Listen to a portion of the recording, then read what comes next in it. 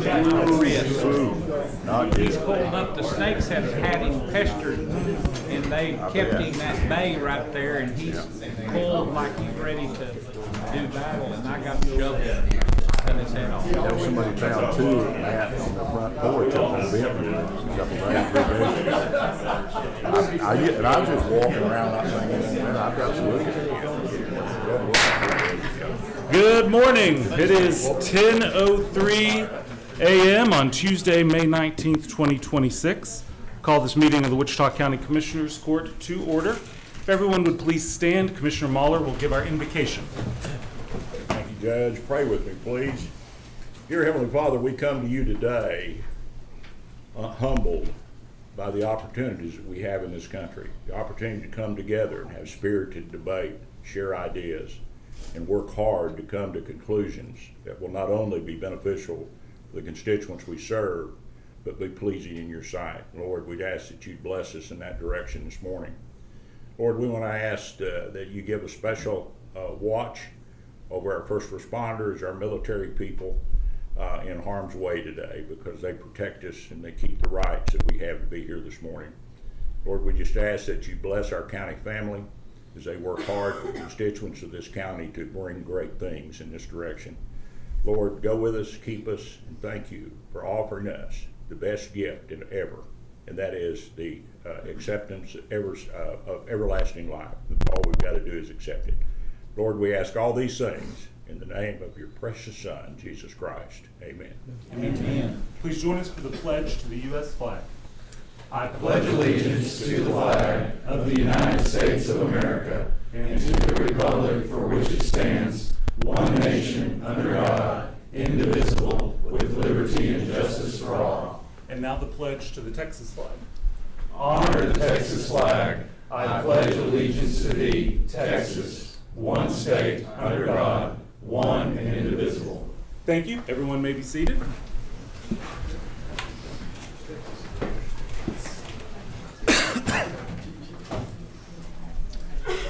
We've got some folks here from Adult Protective Services to come up for a presentation of the Elder Abuse Awareness Proclamation.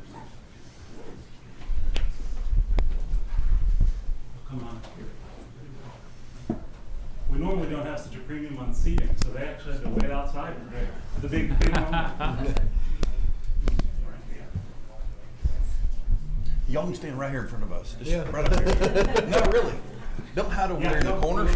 You're being recognized here. Come on. All right. Whereas older adults and people with disabilities of diverse backgrounds contribute to the well-being of this county by working, caregiving, volunteering, and actively preserving customs, rituals, and traditions. And whereas, as we age, we build momentum by accumulating knowledge, experience, insight, and wisdom that can be shared to enrich our community. I like that. We're building momentum as we get older.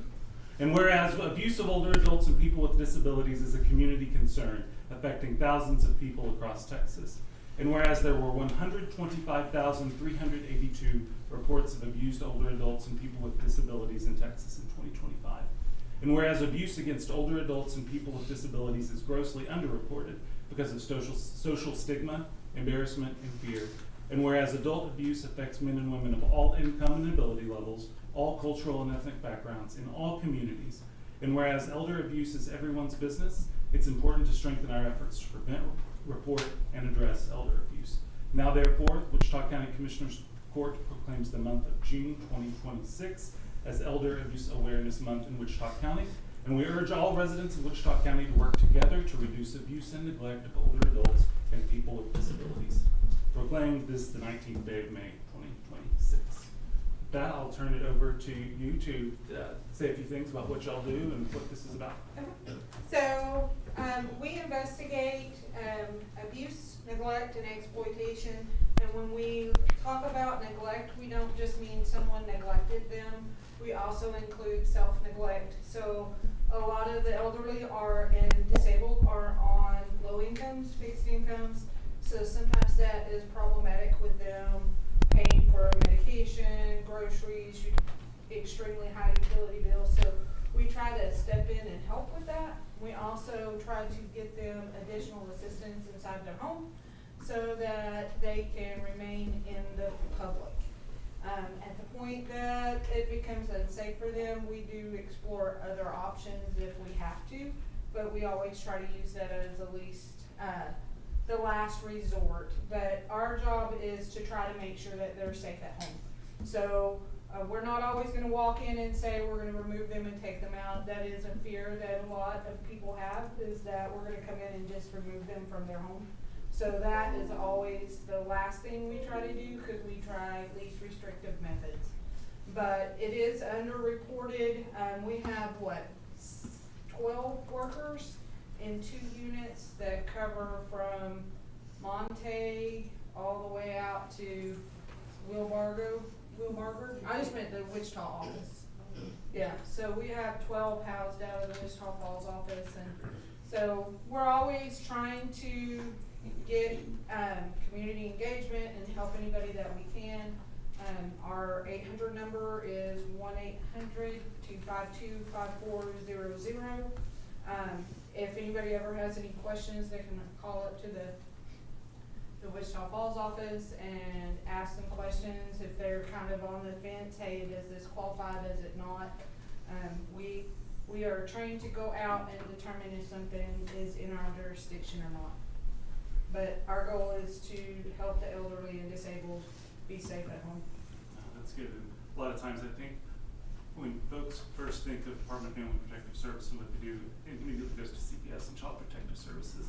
And what y'all do is absolutely vital and important, and glad to make awareness of this, and that's the whole point of the proclamation and having Elder Abuse Awareness Month. So thank y'all for the time to come here and do that today. Thank you. Commissioner Shaw, anything you'd like to add today? No, thank you much. Y'all have, we've had some complaints out in the county, and I really appreciate what y'all do. I've had very positive response when I've called. Thank you. Yeah, y'all do an amazing job for our community, and we just appreciate your efforts. Thank you. Thank you. We'll come and do a picture real quick.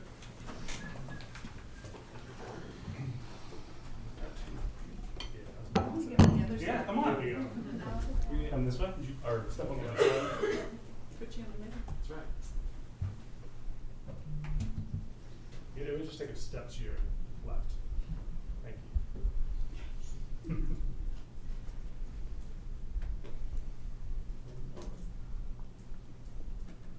Excellent. Got it. Okay. Thank you. Thank you all very much.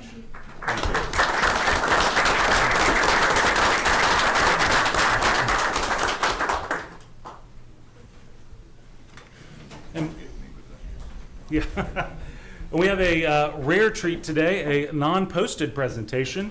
I'll turn it over to Commissioner Beecham, who has something he'd like to present. Thank you. Leon, you want to come up, please?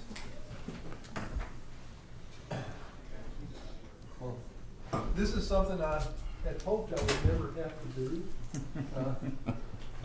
but the day's here. When I started with the county, I thought with my background I'd spend every waking hour at Road and Bridge. After about a week, I discovered that I didn't need to. I had an absolute professional at the helm, someone that taught me so much, somebody that knew literally every aspect of the job. I've told him over and over again, it's the one place in the county I don't have to worry about.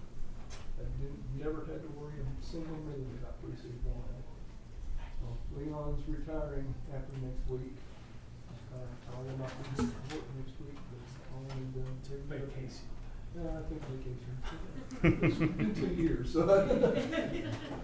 But I just wanted to bring you up here, brag on you a little bit. Just tell you how awesome of a job you've done. You've made my life so easy. You made my transition into county government incredibly easy. I can't thank you enough. And with that, a couple of things for you. Here's your 17-year recognition, and here's a little token from Wichita County. Yeah, just thank you so much for all you did for me. I love you.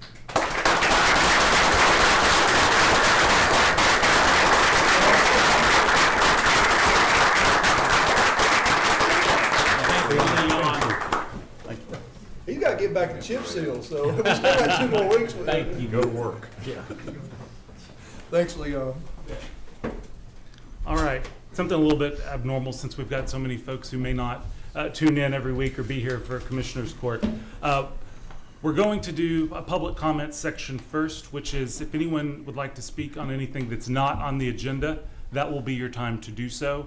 Like I said, if you're wanting to speak on an agenda item itself, we needed you to have signed in before court started. But if you've got an item that it's not on the agenda you want to speak on, we'll do that during the public comment section. All right, it is 10:13 a.m. We will open up for public comments. I will remind folks, public comments need to be limited to 5 minutes. No action can be taken by the Commissioner's Court on anything brought up during public comments. Do we have any public comments this morning? Sir? Yes. Okay, come on forward. Thanks, Matt. If you will just identify yourself and what your comment is. Thank you. My name is Mike Morford, and I moved here about 35 years ago.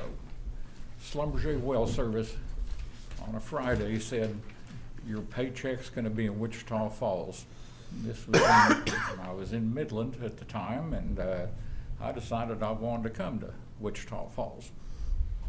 And I really enjoyed being here. It's just a wonderful, wonderful place. But I did notice as soon as I got here that the one thing that Wichita Falls does not have is a ballroom. I mean, it's the first thing I asked when I got here was, where is the ballroom? I'm sure several other people here have wondered the same thing. You know, it's one of the most important things nationally right now is the ballroom. We don't have one. What are we gonna do if somebody really important comes to Wichita Falls? Or if all of our elected representatives showed up, as unlikely as that is, what would we do with them? We don't have a ballroom. Now, you ask, where would we put it? Well, we've got a perfectly good building here that's not doing very much. We could take this, in a week or two, we could take this courthouse down. We could put a ballroom here, something that's needed. Our representatives then would have a place to come if something befell us and they needed to get away. So what I would really like is for everybody in Wichita County to just have a yay or nay vote on saying, okay, we've got an extra 100 billion, okay, maybe 200 billion, maybe $1 billion. We've got an extra $1 billion. Let's build a courthouse that we can be proud of. What are we gonna do if Abilene gets one before we do, or Henrietta? You know, what's that gonna make us look like? And I think that that's something we all should ask ourselves. And that's really my only comment, but thank you very much. Thank you, Mr. Murphy. Thank you. All right, do we have any other public comments this morning? I've got a couple. Remind folks that early voting for runoff elections in both primaries has begun. You can, if you need information about where our voting locations are, hours, sample ballots, all of that, you can find that on the county website, especially our elections page. You can download that, look at everything that you need, get information that you need to do that. But it's ongoing right now. We've got one local race on the Republican side, state and federal races on both the Democrat and Republican ballots. So it's important. Would you encourage folks to get out there and vote? Stole my thunder on that, but I'll bring up the fact also that the Burke Annex building is gone. The voting location of Burke has not changed at all. It's still the same voting location it's always been. It's in the barn that's directly behind where the Annex building was. So just putting that out there. There's a lot of social media people talking to them. They don't know where to vote. The building where they vote is the same exact building they voted in for the past 20 years. So it's still there. So please get out and vote. Okay. Judge, Yes, sir. I do have a comment. We are finishing some rural roads north of Electra that have received one coat yesterday. We got through several, including a small stretch inside the city of Electra. Our notices that we posted didn't really address the fact that there could be a second shot, and those are getting a second shot. I just wanted to make a comment that we will still be out there shooting the same roads that they'll put the second coat on there over the next 2 days. So I just wanted to make everybody aware of that. Okay. All right. We have any other public comments this morning? Okay. It is 10:19. We will close the public comment section. Move along to the consent agenda. There are 8 items on the consent agenda this morning, Commissioners. Do y'all have any questions or comments about any of those items? Motion approved. Judge. Second. All right, we've got a motion by Commissioner Mahler, seconded by Commissioner Fincannon, to approve the 8 items on the consent agenda. Do we have any questions or comments on the motion or any of the 8 items? All right, that motion is before us. All those in favor, please signify by saying aye. Aye. All opposed, same sign. Motion carries 5-0. We're going to get a little bit out of order here for one thing real quick. For general business, we're going to do item 2 first, which is review and approve the regular bills for payment, verify payroll taxes have been filed, and authorize county treasurer to disperse payroll and or bills within 72 hours via U.S. mail, FedEx, UPS electronically, or be picked up and acknowledged by a ledger signature in the treasurer's office. Second. All right, we've got a motion by Commissioner Beecham, seconded by Commissioner Fincannon, to approve bills for payment, verify payroll taxes have been filed, and authorize dispersal of payroll and or bills. Do we have any questions or comments on the motion or the item? Anything you needed to add, Matt? Okay. All right, that motion is before us. All those in favor, please signify by saying aye. Aye. All opposed, same sign. Motion carries 5-0. All right, now we're back in normal order. The first item is to receive a presentation from Skybox Data Centers regarding the proposed project in Wichita Falls. Before I invite the Skybox folks to come up, just wanted to make sure everyone knew how this process would normally work. We will receive the presentation from our invited guests. Then commissioners will have the opportunity to ask questions and engage in a back and forth with them. And then we'll invite those members of the public who have signed in to make comment to come forward and offer their comment. Before inviting them up, I did want to just quickly make sure a couple of things were clear from the very top. This is an informational item only. There is no action item that's before the Wichita County Commissioners Court today regarding the data centers. Purpose of today is to invite a potentially transformative investment in economic development, the team that represents that, to offer the context and the details for what they're planning to do in Wichita Falls and provide the commissioners an opportunity to ask some questions. I will say that the numbers involved from an investment and an economic development perspective are staggering for this project. I think that the opportunities for infrastructure development, economic growth, and quite frankly, tax relief for residents of Wichita County are unprecedented and something that we really haven't even seen on the horizon for Wichita County in my lifetime. Everything in life comes with trade-offs, and I think we're all adults and can realize that. And so that's part of what we wanted to invite them to do today, was to have the chance to kind of lay out what is planned and to talk through maybe some of those trade-offs and break through a fog of unsure information and just try to get some clear answers and some clarity on something.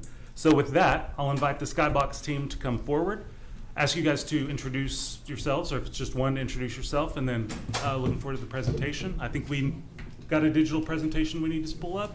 Yes. So Perfect. This working? yeah, looks Can you hear like me? ready to go. Perfect. Okay, I'm Haynes Strader. I'm the Chief Development Officer for Skybox Data Centers. Thank you, Judge Johnson and Commissioners, for hosting us today. We're really excited to talk a little bit about our project.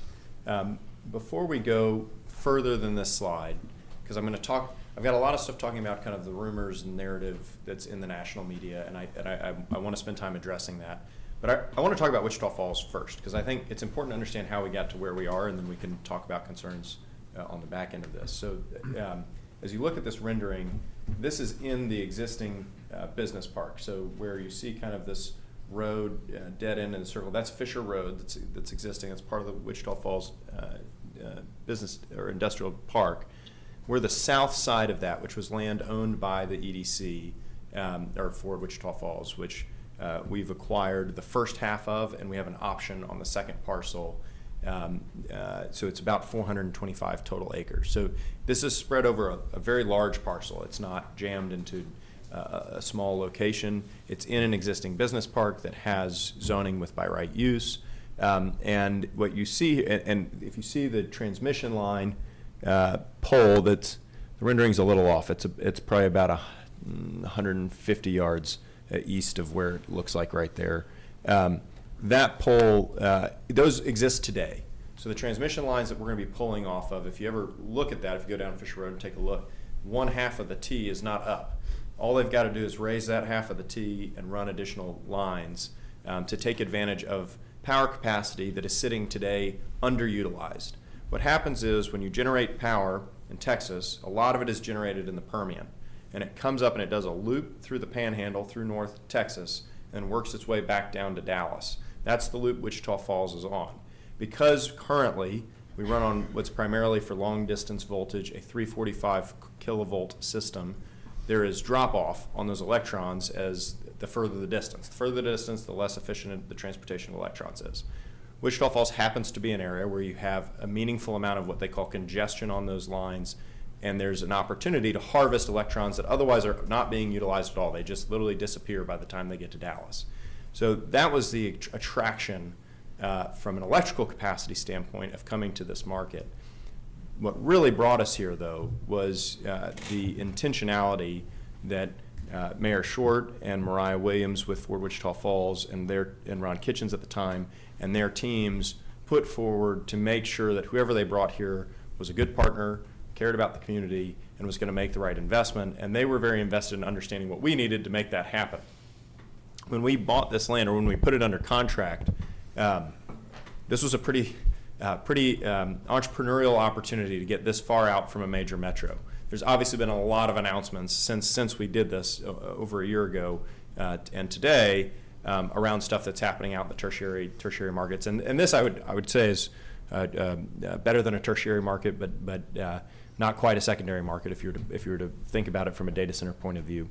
But there's a lot of infrastructure here that's very helpful. The Air Force Base is great because you've had historically a ton of infrastructure here. Having Midwestern State is incredibly important to us, and having a college that we can train new employees at, that we can partner with on programs, all of that's super important. The fact that basically the city has, I would say, a lot of infrastructure that was built during an oil and gas boom and is since maybe looking for the next thing is attractive to us. There's an opportunity for us to take advantage of a lot of the people and systems and skills that you all have built over the decades here in the city. And frankly, locationally, being in between Dallas and Oklahoma City is very attractive from a labor perspective. One of the biggest challenges, the further out you go, is getting the kind of workforce labor that you want in the city. We'll be able to get a lot of commuters, so a lot of folks that come in, work during the weeks, go home. That will be secondary to local talent, and I'll talk about that in a minute. But all of those things are what really drove the decision to come here. So it was the right site. From a local jobs perspective, we're talking during construction, this is somewhere between 1,500 to 3,000 people. I don't know exactly how all that's going to bake out. We will exhaust, and we are already engaging with as many local subcontractors as we can. So whether it's grading, fencing, electricians, plumbing, engineering, HVAC, electrical engineering, our preference is always local. It's usually more affordable, and frankly, they know the area well, And so Holder, who is our general contractor, we've held an open trade day here in Wichita Falls. We continue to have a number of ways to engage with us. You can go on our website, and there's lots of ways to engage if you're interested in learning more about that work. But local is going to be first, so I just want to be very clear about that. There will be commuter jobs that are coming in, and so that's good temporarily in a sense if you've got homes for rent, for hotels. There's an opportunity for a lot of local businesses to benefit from that. It's great for restaurants, it's great for catering. All that stuff's going to be leveraging local resources. So from an overall economic boost, there's a lot of opportunity there. Long term, those construction jobs, so construction on this site will commence at the basically fourth quarter of this year, and the first building will deliver Q4 of 2028, with subsequent buildings delivering basically every year after that. And so it'll be around 2028, 2032 will be as these deliver. The ramp of workers will change based on where we are in the construction process. So it's not always a consistent number. And as the project wraps up, we will start to staff each of these buildings with permanent full-time jobs. These are great jobs. These are high-paying electricians, HVAC engineers, facilities engineers, facilities managers, security, a high-paid security, and folks that ultimately per building, we're talking about 6 buildings. It's potentially 50 to 100 people per building, day in, day out, that'll live here. So it's at max, call it 600 people that'll be full-time employed. But when you look at the tax revenue that this will generate from a real property and business personal property tax, we're talking about, and just to use publicly available numbers, this is an 845 megawatt project is the concept.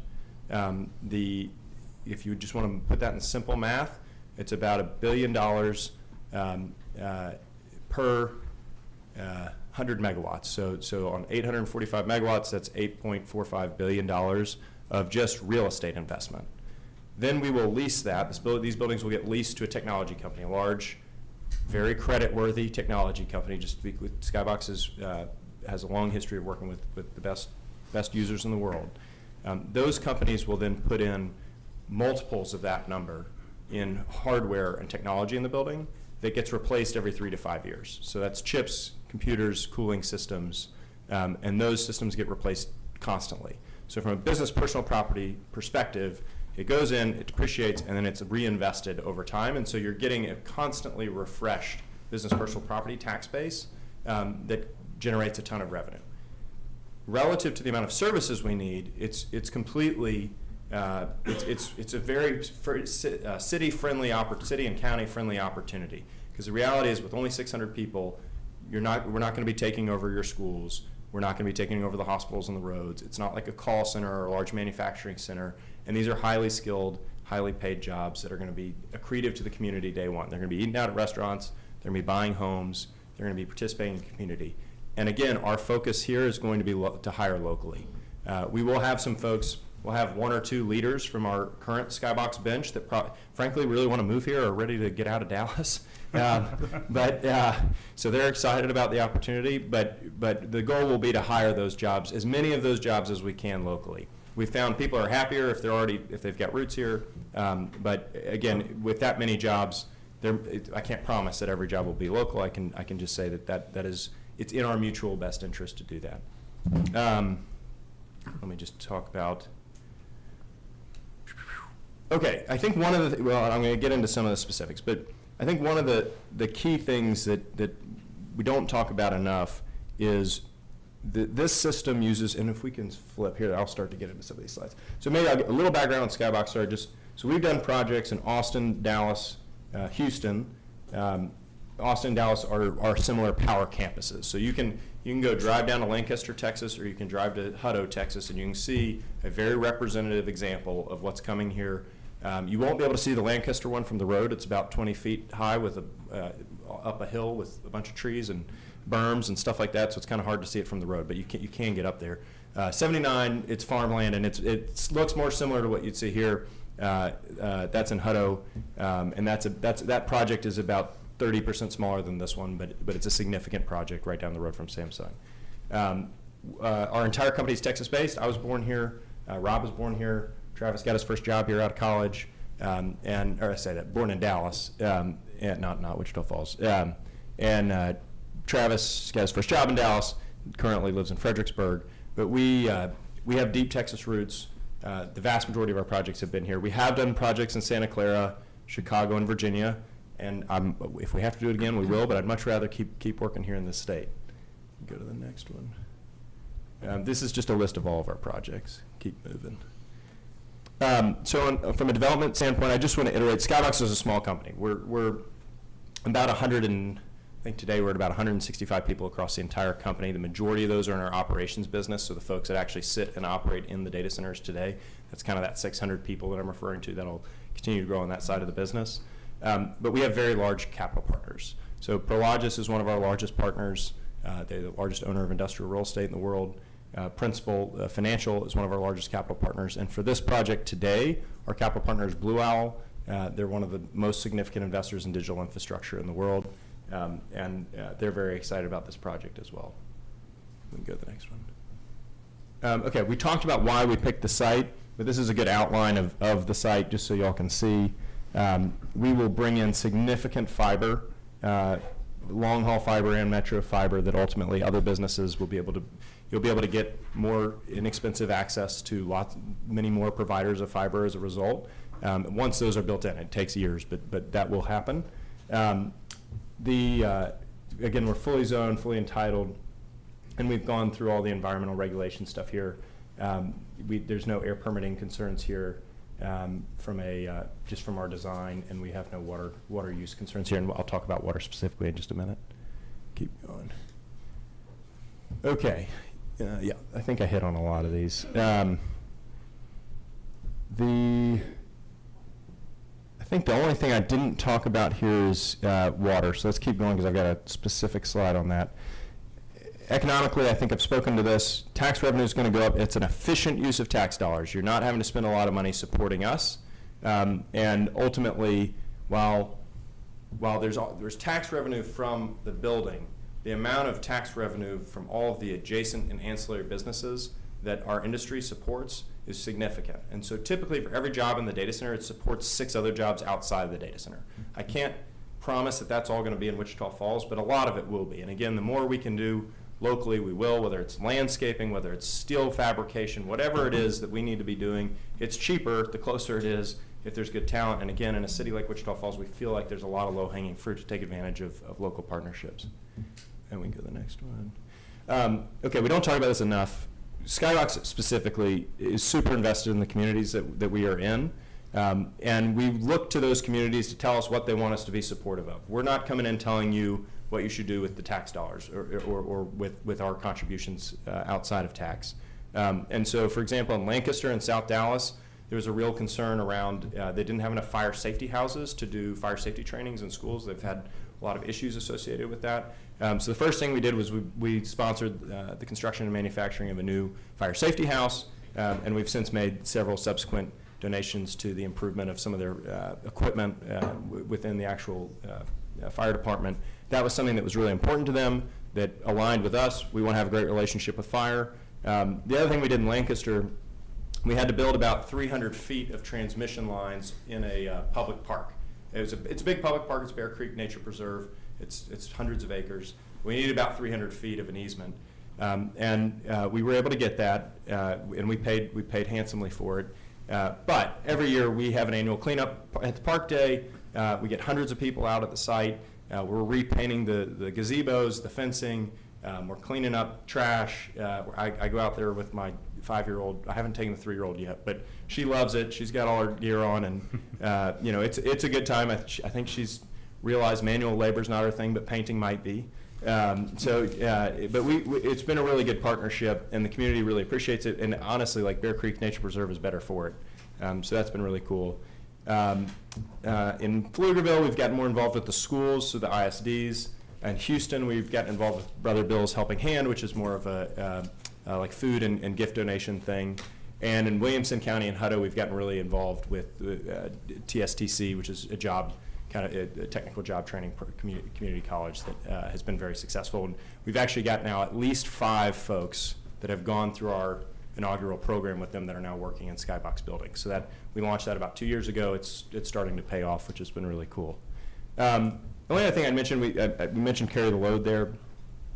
As our ops business grows, the guys that actually run these buildings, a large pool of those folks, I'd say probably 60, 70%, and the percentages change, we're small, so this will get more consistent, are veterans. And it's not that we're recruiting veterans just because we love veterans, though we do, but it's because they actually have the technical skills, particularly if they've been sitting on a nuclear submarine or on an aircraft carrier or working on an F-16, that they understand the importance of every button they're touching and how much incredible discipline it takes to work in a facility like that. It's very similar to working in a data center. And so we've done a lot of recruitment out of the military, and we continue to support causes that they care about. So often it's kind of facility by facility. They'll pick what veteran cause they may support, and the company supports it.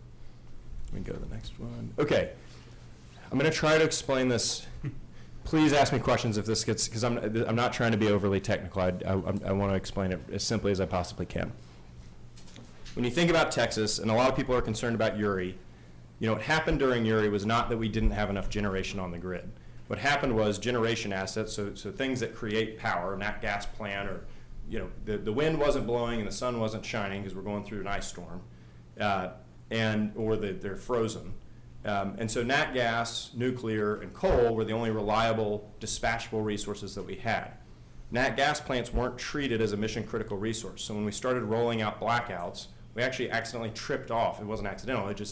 We had nat gas plants located in areas that were blacked out, and so we turned off some of our generation capacity. And that takes days to recover from. And that was a huge, we never thought it'd come to that. Very shortly after Uri, they fixed that. So now every generation asset in the state is treated as a mission-critical asset as long as it's interconnected into the grid, and it won't be tripped off in a blackout or brownout, thus reducing the amount of generation.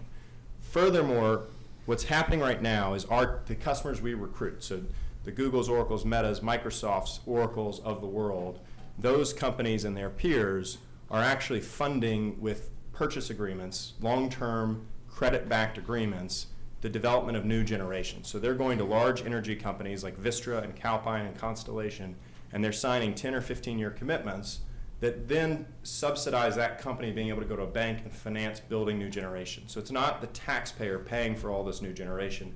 It's literally the end users themselves.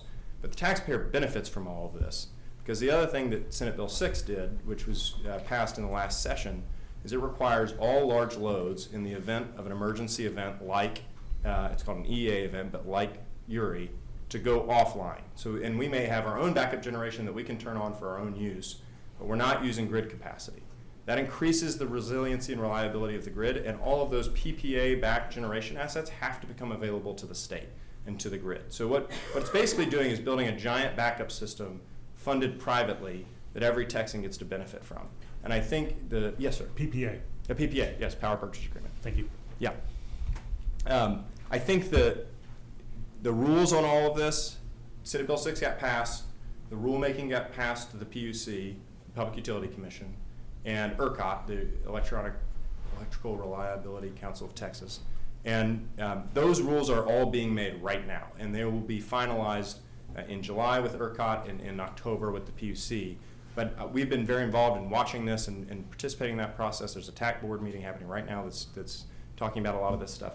And I would just tell you, they're doing a great job of ensuring that ratepayers are not paying for the electrical upgrades in the state, and that the end users like us and like our customers are carrying the load on that. And so, on this project, the vast majority of what we've already funded has gone to buy down the cost of the transmission costs for us to build the facilities that we want. We've already fronted that money. It's been sitting in an account with Encore for almost a year now, and that's tens of millions of dollars. And there's more to come. So I think that's a common misconception, but it's a very technical solution that the state has come up with that I actually think hopefully gets modeled around the country, because it's a really good way to do this. Okay, I talked about emergency response. I talked about load shedding. I think that's most of it. Okay, water's the biggest thing we get beat up on, and I'll just say there are plenty of data centers in the United States that use evaporative cooling, which are big cooling towers, and they use a lot of water. Most of that technology, most of those buildings that are doing that were built 10 or 15 or 20 plus years ago, and most of them are not in Texas. There are very few actually large campuses that use evaporative cooling in Texas. Our facilities, regardless of what other people do, Skybox uses what's called air-cooled closed-loop systems. So we use basically air conditioning units that require very little water, and the water that they do require is recycled constantly in a system that does not shed water. We lose about 2% of the overall water charge per year.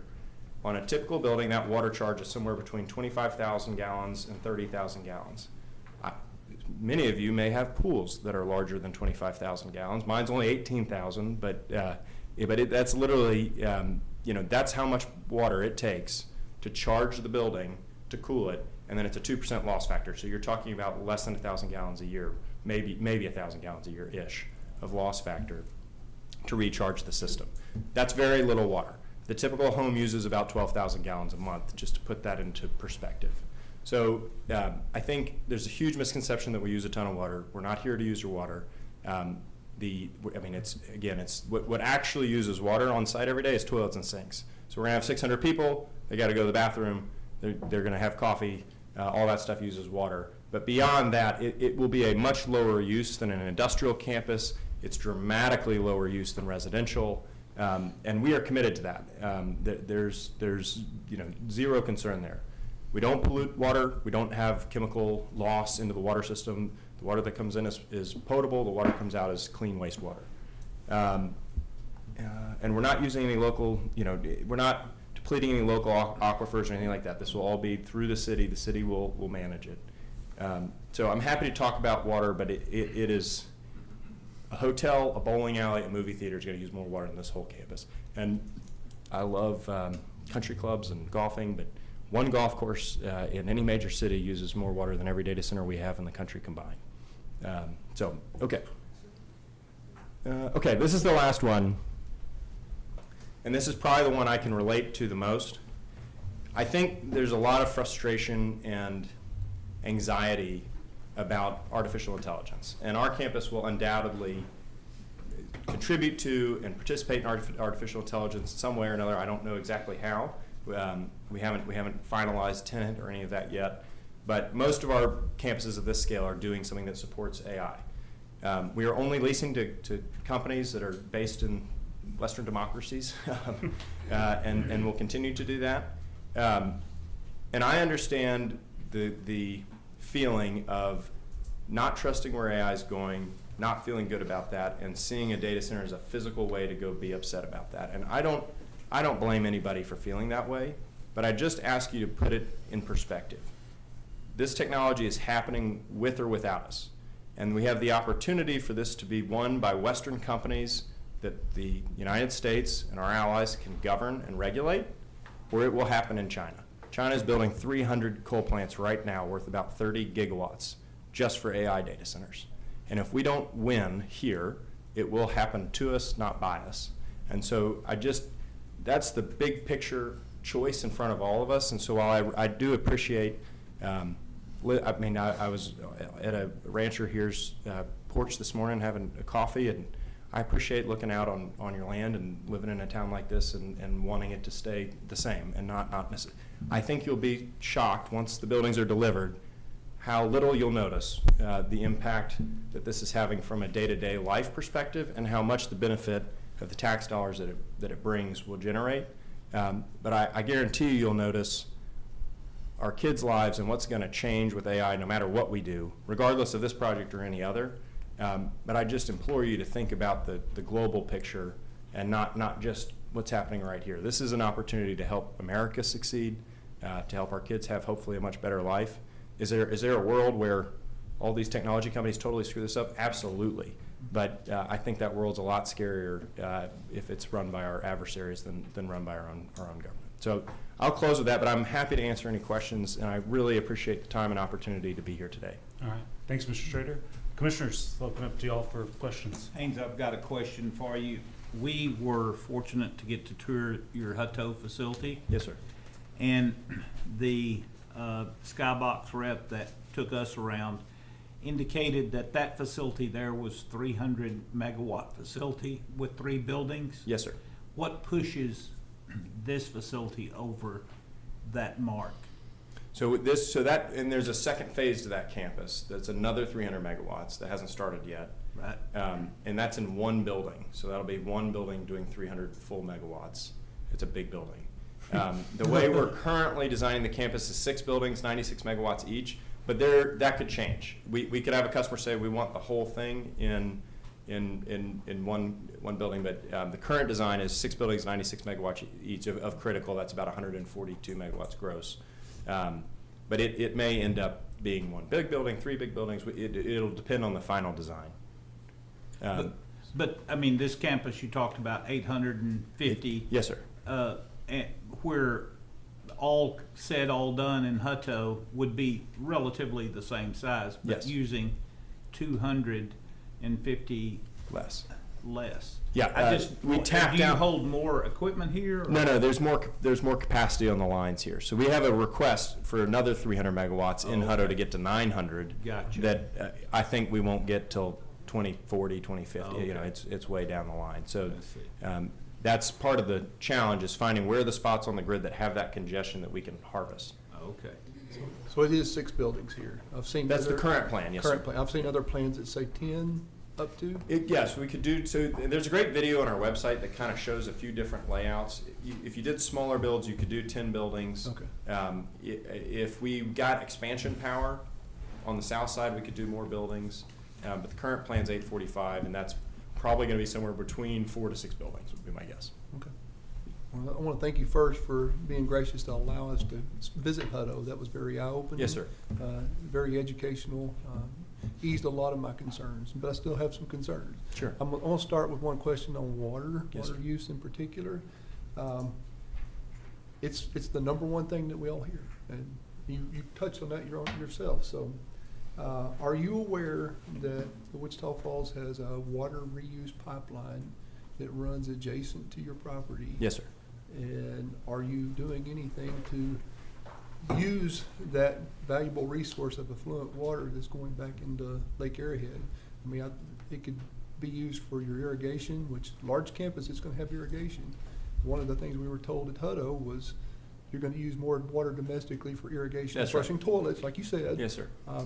Is there any plan to work with the city to capitalize on that so we're not losing that resource to evaporation? Yes, sir. Yeah, we're super open to that. So it's not all, we've got to get the design right first. Okay. We probably can't use recycled water in the equipment, but again, that's the lowest water use. But if you're talking irrigation and toilets, we need potable water for drinking. Sure. But yes, the answer to that is we're wide open to that. It's an adjacent resource, and very rarely does a resource like that present itself right to industrial use. So I would highly encourage using that. Yes, sir. Yeah, It appreciate would that. ease a lot of fears locally. Sure. Okay. You said there's no chemical release.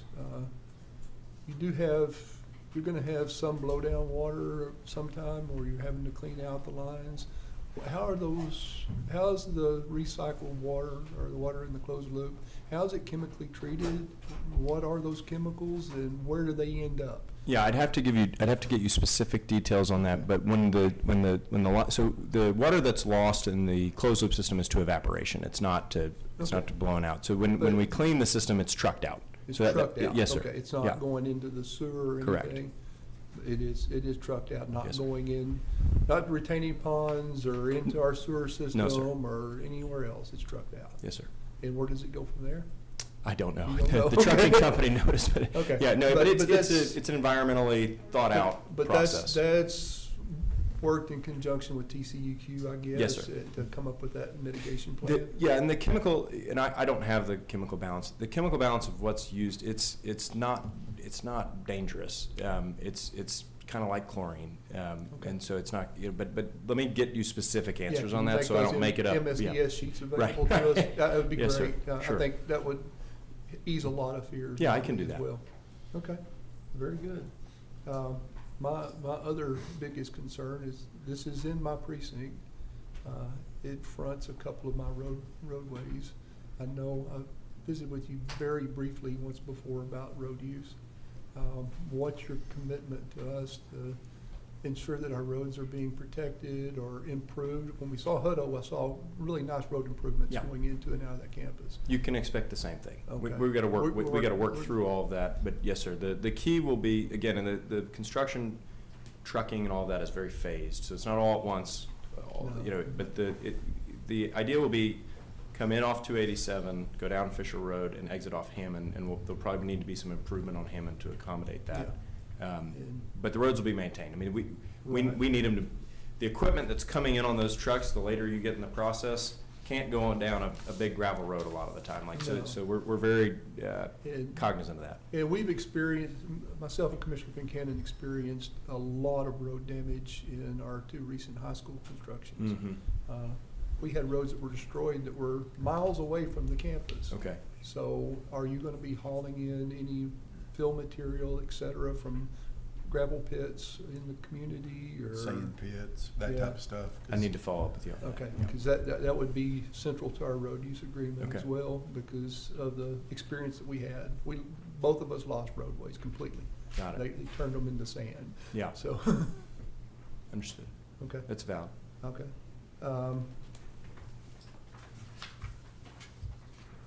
Electrical demand generation, you covered a lot of that. Regarding your interconnection agreement, does Skybox intend to include any on-site or off-site dispatchable generation or battery storage to mitigate peak demand? We will 100% have backup generation on site. That's most likely diesel. Right. And there's UPS batteries that back that up. Whether there's BESS or not, TBD. That'll really depend on the end user and what their technological solution is. But we will not be doing like load shaving proactively That was my next for question. like 4CP or any of that. We're not selling back to the grid. Right. So unless it's an emergency event where we are told to go offline, we're not going to do that proactively. Part of the reason for that is those generators are there not to save costs, but to ensure the internet keeps running in the event of a real outage. And so if we were to do that for financial reasons, we would lose our air permits pretty quickly on being able to run the generators. So those generators are really reserved for maintenance events and actual emergencies where we've lost power to the grid. So I know you've already touched on this, but please repeat again, so we have a full understanding. We start having rolling blackouts. What's the priority level of y'all's energy? Do y'all go into your own generation at that point? Yeah, so I can give you a very concrete example. So it's if you are a large electronic load, which means you're 75 megawatts or larger in today's environment, and there's an EEA event, which is an emergency event action by ERCOT. As soon as they declare an EEA event, you're notified, and then there's 3 different levels. I think it's after, and I always get it backwards whether 3 is the worst or 1's the worst, but whichever one's the least worst. As soon as that's declared, that's when we are told to go offline. So if they hit the first benchmark, then all the large electronic loads in the state are demanded to go offline. If you don't comply, you will lose your power capacity on ERCOT. So like, we're all going to do it. It's not like an optional thing. And I will tell you, during Winter Storm Fern, which fortunately none of us had a bad time this past February, even our data centers that use less than 75 megawatts, ERCOT made calls proactively to all of us, and we were all ready. There was 3 gigawatts of available capacity, which maybe doesn't sound like a lot, but 3,000 megawatts, which is about the size of the entire Texas data center market today. It's obviously growing at a rapid pace, and that's expected to be about 10 gigawatts next year. You can view that as reserve capacity for the grid, which is kind of wild. I mean, today, like the whole reserve capacity is about 15 gigawatts. So if you add 10 more, you're talking 25. I mean, that's 35% of the overall grid capacity that data centers could ultimately support in an emergency. But that's state law. That's not a choice. Right.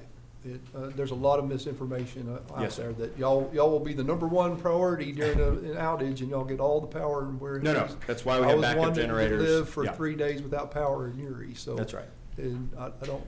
Well, this maybe isn't a funny joke, but when our power went out in South Dallas, so we lost power at our data center facilities in Dallas and Austin and Houston. Our office is right next to a fire station, in downtown Dallas. We did not lose power at the office, so all the guys that were the least necessary during that storm had power because we were next. It had nothing to do with Skybox. We're half a floor in that building, but no, the facilities will go down if there's an emergency event, and the ERCOT asks us to. Okay. Every time. Okay, I have a few more. Yes, sir. Capital allocation, you touched on Blue Owl being your primary source. Yes, sir. Blue Owl had some financial problems earlier this year in their retail side. Yes, sir. Will that affect your capital? Are you ring fenced? Is your capital allocation ring fenced to prevent that being a problem in completing your project? Yes, in many ways. It's more than ring fenced. We have a variety of ways to handle that. We are not required to use Blue Owl for the entire financing. So they've done the initial phase with us, and that's done. So there's no risk to that. There will be many more financial phases of this. They have an opportunity to be the right partner through the whole thing, but if they can't meet it, we have no obligation. And they are a huge corporation Yes, sir. that funds these kind of projects. Yes, sir. They did have an issue with on their retail investments. On their Yes, sir. retail side of things earlier this year. There's been some concern brought to my attention from the community that they're afraid you'll get halfway through and you'll have this big hulking nothing out there. I don't personally foresee that, but There's always financing risk. yeah. That specific company having any kind of issues is not going to relate. But I would also tell you, we have spent a ton of time with Blue Owl. They're way ahead of us, and we don't see any big concerns there. Once the lease is signed, though, all you're really managing is the credit of the company that signed the lease and the validity of that lease. That's very attractive in today's financial markets. Now, today's financial markets could change, but the reality is our hope is that we get to do as much of this with Blue Owl as they'd like to do, but there's certainly other options if they're no longer viable. So you listed other companies that are financial partners in this. Yes, sir. So it's not just Blue Owl that No, you're sir. receiving funding from. Okay. Decommissioning.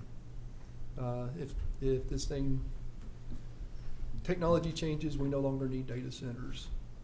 Do you have a decommissioning bond for that? Or what happens to the buildings 20 years from now if they're no longer viable?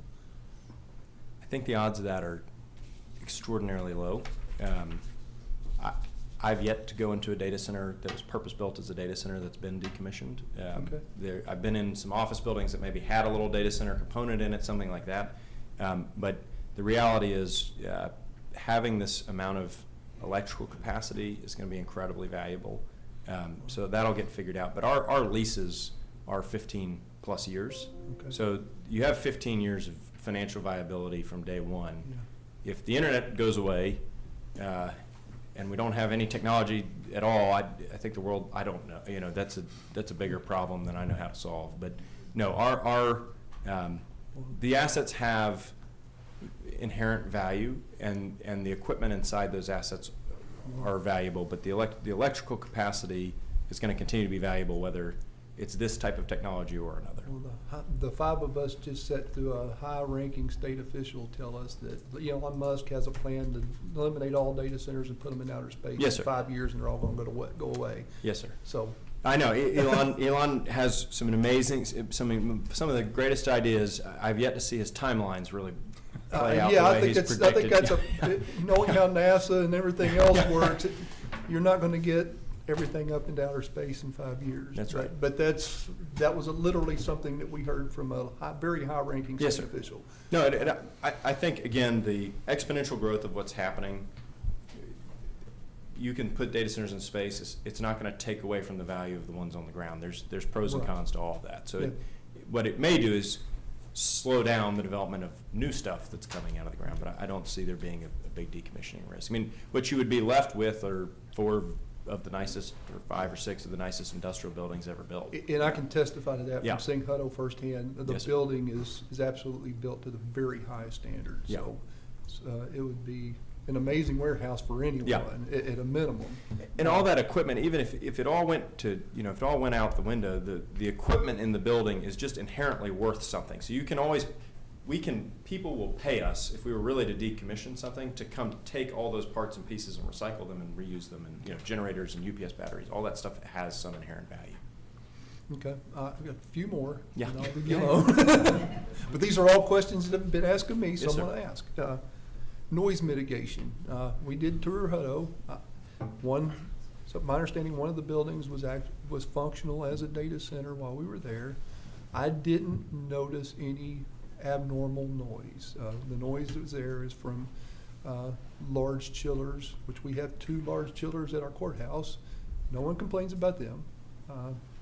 What do y'all do to mitigate noise? Where does the noise come from? What happens when the generators kick on? Yeah, that's right. So the generators and the chillers are the only 2 things that are going to create noise that you're going to hear. The computers are incredibly loud if they're being air cooled. If they're doing liquid to the chip or liquid immersion, they're completely silent. If it's air, but there's 6 walls of concrete between Yeah, you and a computer. large concrete walls. So, yeah, so you're not going to hear anything coming out of the data center, and you can be sitting in the room right next to it and you don't hear anything.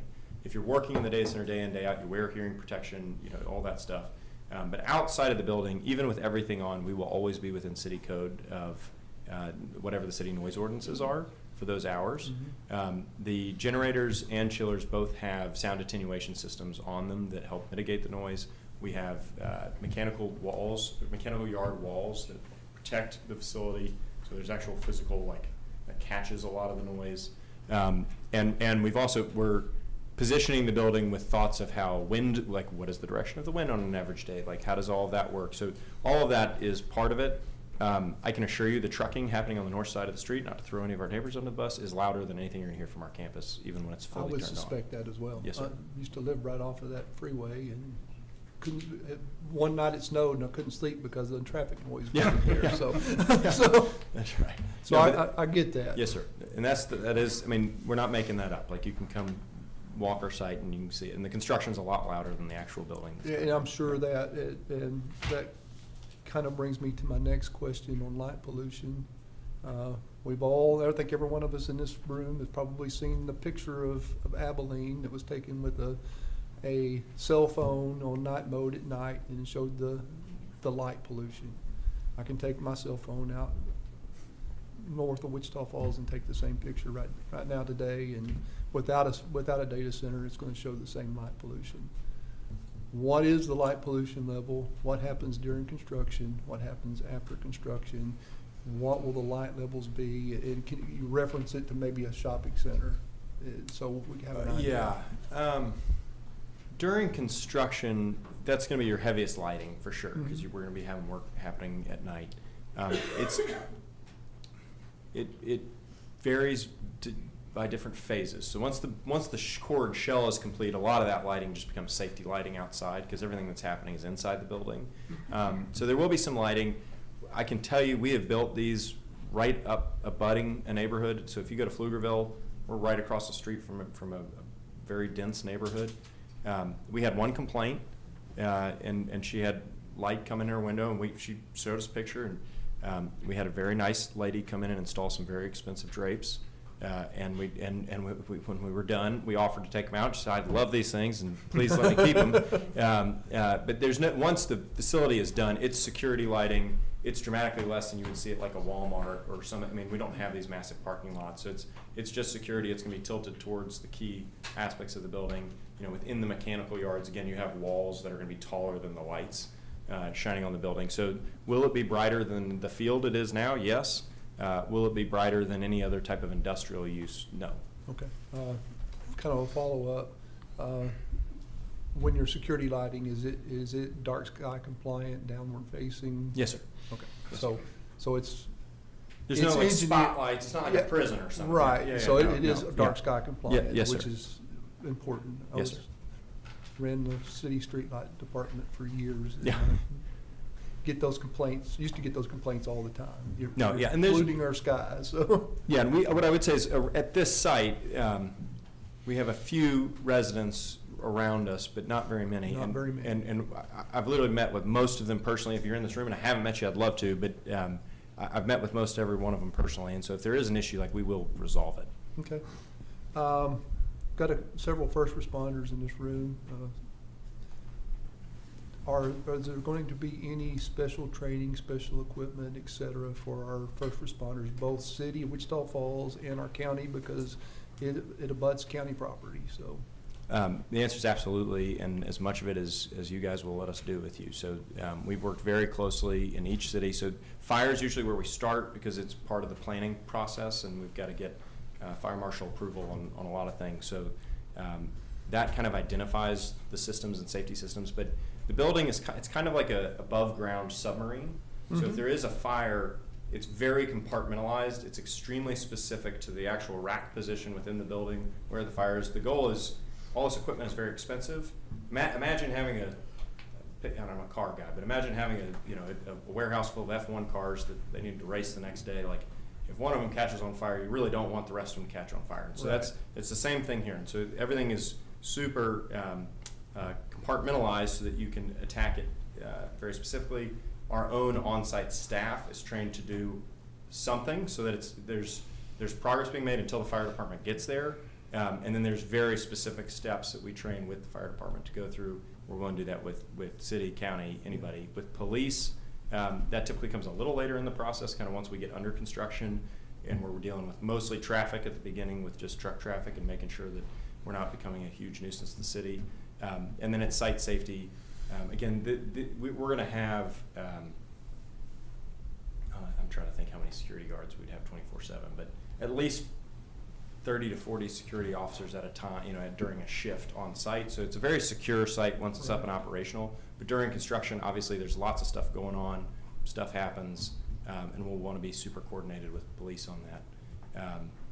And then as far as EMS, as far as medical response, we do spend a lot of time there. During construction, there are certain risks.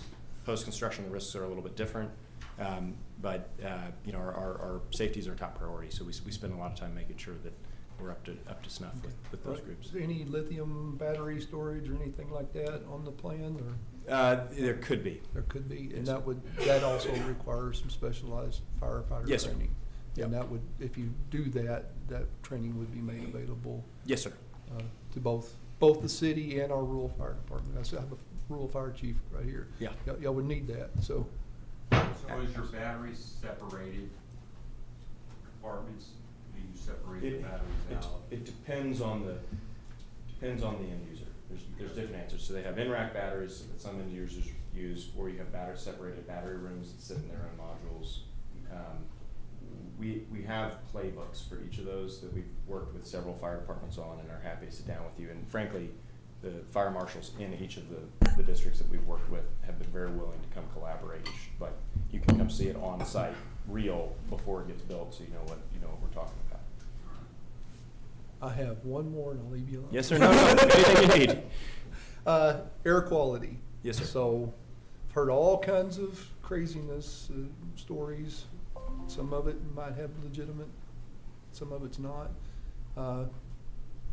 What things come out of your operation that would be air pollutants? Where do they come from? What kind of levels of air pollutants can we expect, for instance, when the generators come on? Yeah, so depends on how many times we're on generator. Right. So if a URI occurs and we're down for 7 days, we're going to exceed you get a pass from the TCEQ on your air permits in events of emergency. Okay. So that would be the only time that we would ever violate the EPA and TCEQ standards on noxious emissions from the Running that many generators. diesel generators is going to create some pollution. Yes, so it would have to be, they're all running at once and there's a true emergency. And the only other time all the generators turn on is during commissioning, when you're actually making sure they work. Right. Other than that, they're coming on sporadically for testing. That's all done, that's all cycled. We're not turning them all up at once. The main reason they're there is to be on standby for real problems. So we're very arduous. So noxious emissions, the only real things that create that are generators, which we buy the nicest, most efficient generators we can because we want to put a lot of them out there to have maximum redundancy. Mm-hmm. But again, they're not all turned on unless lights are turning off around the state. So how often do you test generators? Monthly. Monthly, and they run for what duration? It depends. I would need to get you a specific answer, but Okay. call it 5 to 15 minutes Okay, per unit. Not a long time. Yes, sir. And there's, in the day-to-day operation without the generators, is there any emissions? Just vehicles coming in and off the site. So if you did it at noxious emissions like comparison, take a 400-acre industrial park with Yeah. 18-wheelers and take ours, and ours would be less than 5% of Okay. what's going in and out of that site every day. Speaking of parking lots, I've been told that one way to tell exactly how many employees it'll have is how big's the parking lot. That's a good, yes, How sir. many how many parking spaces are you building? Yeah, so we've under parked. So what's happened is, when we built Austin one, for example, I think we were planning on 30 employees. We ended up being able to put a lot more computing technology in that building than we thought, and so we ended up increasing the number of technicians, and now we have a parking problem. So Okay. we have historically underparked our facility. So I don't know exactly what Okay. we've got space planned today, but the goal will be to have excess parking, not less than what we need, because Okay. that's become one of the problems. That would be a good indicator, because Yes, you need sir. at least one parking space for everybody that's gonna be working there. Oh, yes, sir. So, Yeah, for sure. okay. I think that's all I have right now. I'm gonna come up with some more, so. I've got one. Yes, sir. Let's go back to the generators for a minute. So you will have full capacity on site to run that plant in an emergency situation? That is how it's currently designed. Right. You could have a tenant choose not to have backup, and in which Okay. case they would just back up their network usually. So it'd be dramatically less generators, and they're just willing for the computers to turn off if we have to go off. And you really don't want that, do you? You don't want them shutting down. Well, they tip the customer. I'm just the Yeah, plumber here. You know, it's their servers at the end of the day. So some of them, like there are some groups where what they do is they build 2 or 3 of these things, and they all replicate around. Not all in one place. One might be here, one might be in Nebraska, one might be in Virginia, and they're all replicating what they're doing. And that's how they solve redundancy. Is the one in Texas goes down, and they can spin up excess capacity in Virginia to make up for it. So different companies have different ways of solving this. We are always planning that we're going to have full backup generation because that's the most conservative approach. But we are building a building right now that only is backing up the network, and that's the customer's choice. Well, the longest time I can ever remember this area being completely without power was after the '79 tornado, and that went on for, 3 or 4 days. Other than that, it's usually a few hours or maybe a 24-hour period, depending on.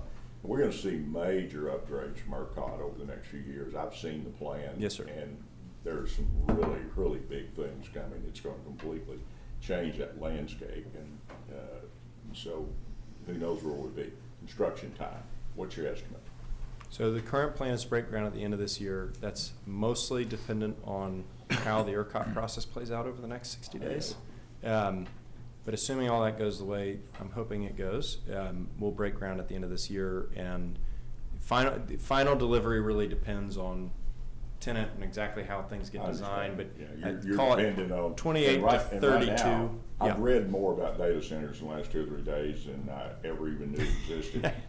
And they point out that there are a lot of components that are hard to access right now. That's Yes, really sir. a problem, that you can't buy everything you need. No, that's right. So we've bought all of the equipment for our substation, for example, about a year ago, and that's how we're maintaining our timeline. It's the substation is actually the longest lead pole in the tent, so that's what's dictating the 28 date. That's as soon as we could actually turn on a data center. So the buildings can move faster, but substation can't really because of exactly the supply chain issue. And up until 3 or 4 days from before this, I'd never heard the term light pollution, so I'm totally out of the loop, I guess. Like, what? Anyway.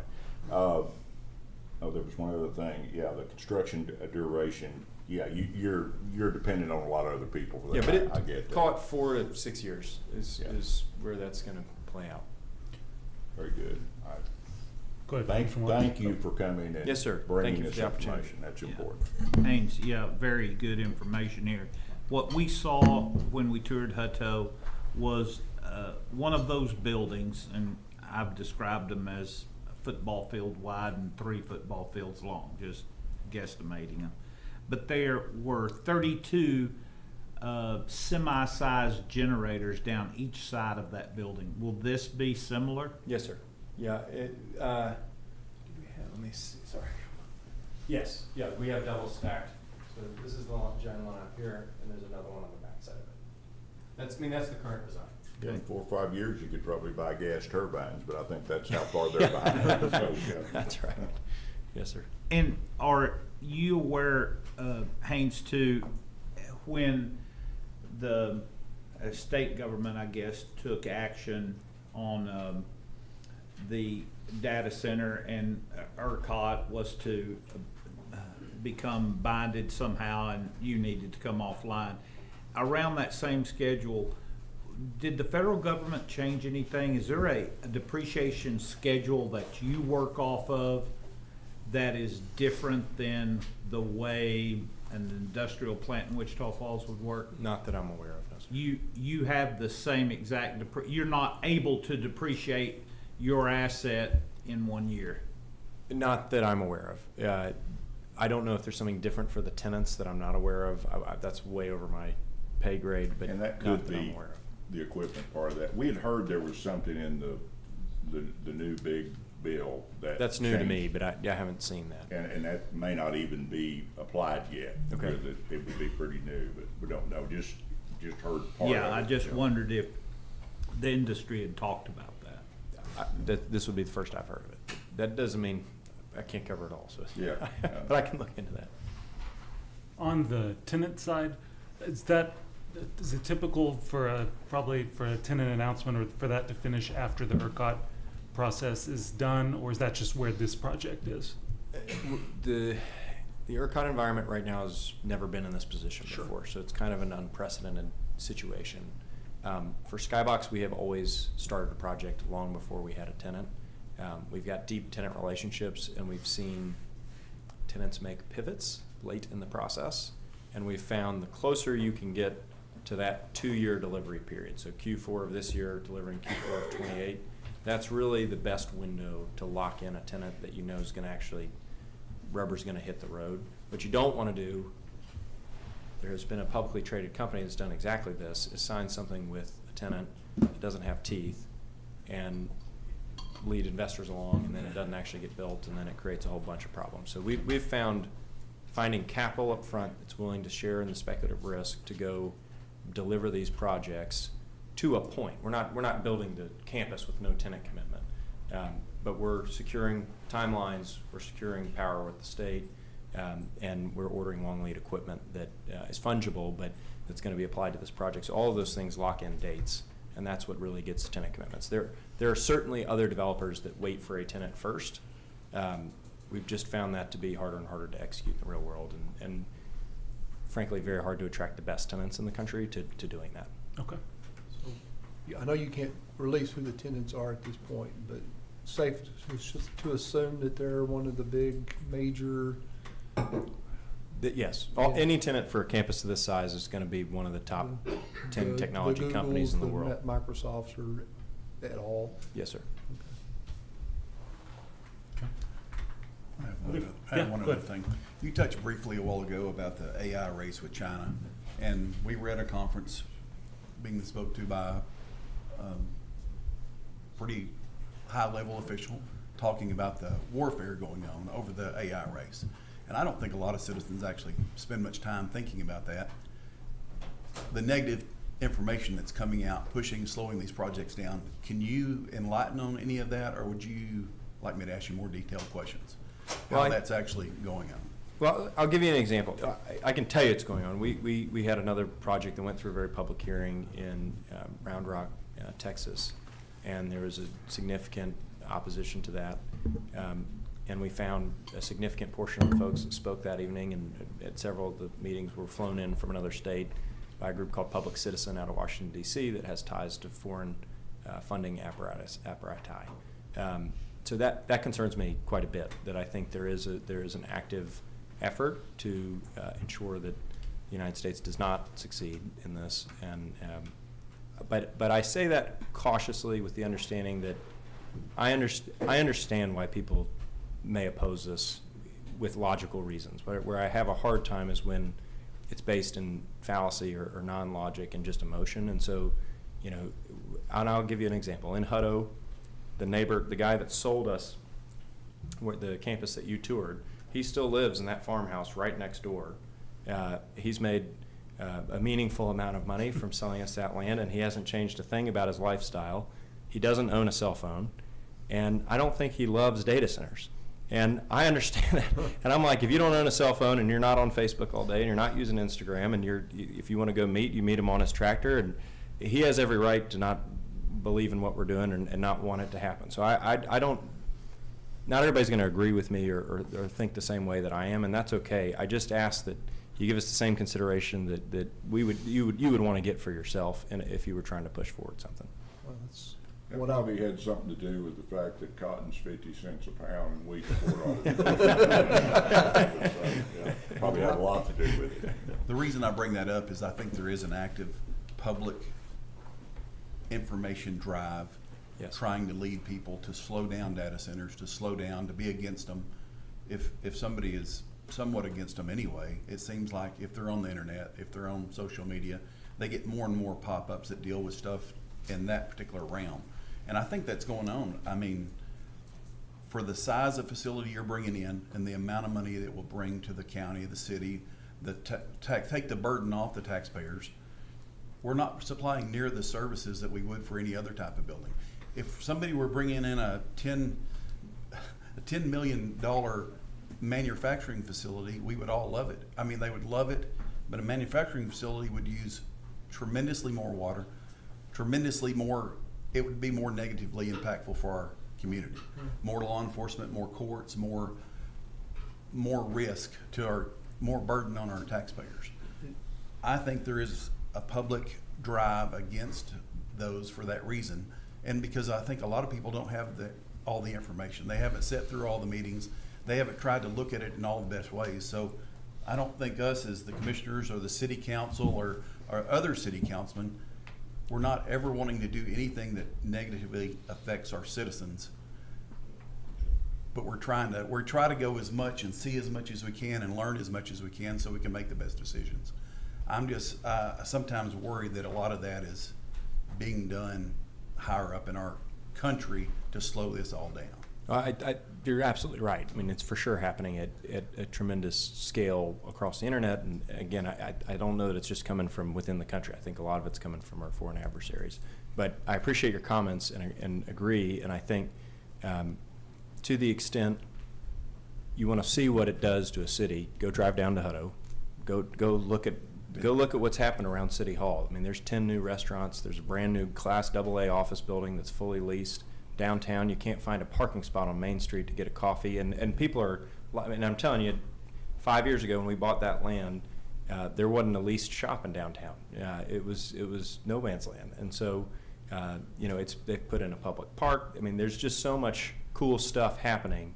And is there a little more traffic? Yes. Is it a change to some of the community? Yes. Now, what happened to Hutto also includes a Samsung semiconductor plant 3 miles down the road, so that's many more people and a whole different thing. But it's a good example of kind of what this will look like at a smaller scale and the human impact. 10 years ago, Hutto was Iowa Park. Yeah. So they're almost identical communities. They had the railroad track to divide them and everything else. So now it's a blowing and going, highly functioning But you community, say that so. if you're open to new business coming into your community, new technology coming into your community, it spurs other growth in That's your exactly community. right. So that's why you are probably there, is because of the other facility down the road. All those things feed off each other. This might very well bring other manufacturing and other technologies into our community to grow it. So I just hate to be any anti-pro-business. I'm pro-business pretty much all the way. I want to see growth in our community because that's the only way we can alleviate the burden on the residential households. Well, I can personally tell you, I get calls every week. Should we go buy a bunch of industrial buildings in Wichita Falls? I mean, it's already spurring interest. And you tell them yes. Yeah. They've been out Got there. one Yeah. for sale. Yes, sir. One of the things that stood out to me, as I said, I've read more about data centers in the last 3 or 4 days than I ever would at all. Just trying to, you got to learn, you got to find out. And one of the things that really struck with me is water's been a concern. I understand that. We live in a dry part of the country and we have to be very careful with it, and I think we are. Also think we're much better at managing that resource now than we were, say, in 2011. City of Wichita Falls has done a tremendous job to improve our situation a lot, and that we're just better equipped than we were. But the one thing that really hit with me is when you talked about a lot of the things that we're reading and hearing were things that were done very early on in this process. Yes, there were cooling systems that blew the steam off, and that's how they cooled them. And they did use a lot of water. That's not what we're building now. That's and right. You can go back and you can find that. And you can do that if you want to talk about the automotive industry or just about any industry. Yeah, things happened, but that's not where we are, and that's not what we're proposing. And that was the one thing that you said, and the one thing why I'd like to have people see a demonstration like this to say, yeah, that was a problem. That was a terrible thing. But that's not where we are now, and that's not what we're doing. And I appreciate you doing that for us and bringing us up to speed. Well, Yes, sir. Thank you, I Commissioner. think one of the bigger problems is this is the first forum that I'm aware of that has been asked questions in public, a very public meeting. People submitted some questions and got asked and answered. I appreciate you being willing to come and let us ask the questions and answer them. So I think that'll go a long way to helping the public understand what exactly is happening. And I've said it time and time again, don't worry about what happens in Virginia 10 years ago. Worry about what's happening in Wichita Falls today. Yes, sir. Ask the questions that are pertinent, understand what's going on here. If you have objections, fine, let's work through them. But let's understand what's actually taking place. And I will say, if you change that logo to the bottom from Skybox to Ford or to Boeing or to Chevrolet or whatever, we're probably not having this serious of a discussion with the same usage and everything else. I think it's new. I think we're going through the oil boom all over again in a different way. Any new technology is scary, and questions should be asked. There were a lot of mistakes made during the oil boom. That's right. We see it every day when we drive up toward Burke Burnett with the land scalds, but we don't want to make the same mistakes. So thus we need to ask questions, and I hope this is not the last time we get to sit down and visit with you on questions and concerns. So, No, sir. I'm happy to come back, and again, appreciative of the opportunity. and I'm sure the community is very much so, because they're concerned. Yeah. There's more concerns from the community with this development than anything I've ever seen in my lifetime. Understood. So, Did you have a question? Yes, Haynes, can you just touch briefly on what the process is? I can only envision, and I know they've spoke briefly to us about traffic concerns, especially during that, you said 1,500 to 3,000 construction employees coming to work, going to lunch, and leaving. And the only reason, or my only concern other than taking some time to feed that traffic out of there, is that if the sheriff was to become in an emergency situation and the sheriff utilized the same road behind that you may be utilizing, is there a process that y'all work through that or talk about transportation with? And the city does an excellent job with transportation management too, but I'd certainly want the sheriff involved in what could potentially be a compact situation when traffic releases. That's super fair. The shifts are not necessarily all traditional times, if that makes sense. So there's ways to kind of offset, so you're not just, so typically like dismissal is like a 3:30 dismissal instead of a 5, and then there's a second shift that shows up at 4 and leaves at 8 or whatever. So I don't know. That's not my expertise, but Holder Construction is our GC on this project, and they have an entire team that is dedicated to traffic flow, and we've been working very closely with the city. So happy to involve the sheriff in those conversations as well. you got a much better situation traffic-wise at this campus than what they had at Hutto.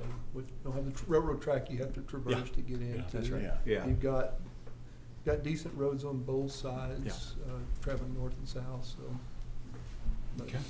So I don't see it being near the problem that they had there. No, agreed. Yeah. Agreed. Yeah. Any other questions, comments, commissioners? Okay. Thanks. Thank you very much. Appreciate it, commissioners. All right, well, now Thank you. at this point, we'll invite Mr. Alfred Perez to come forward. And I'll go ahead and tell that Peggy Sue York, you are on deck.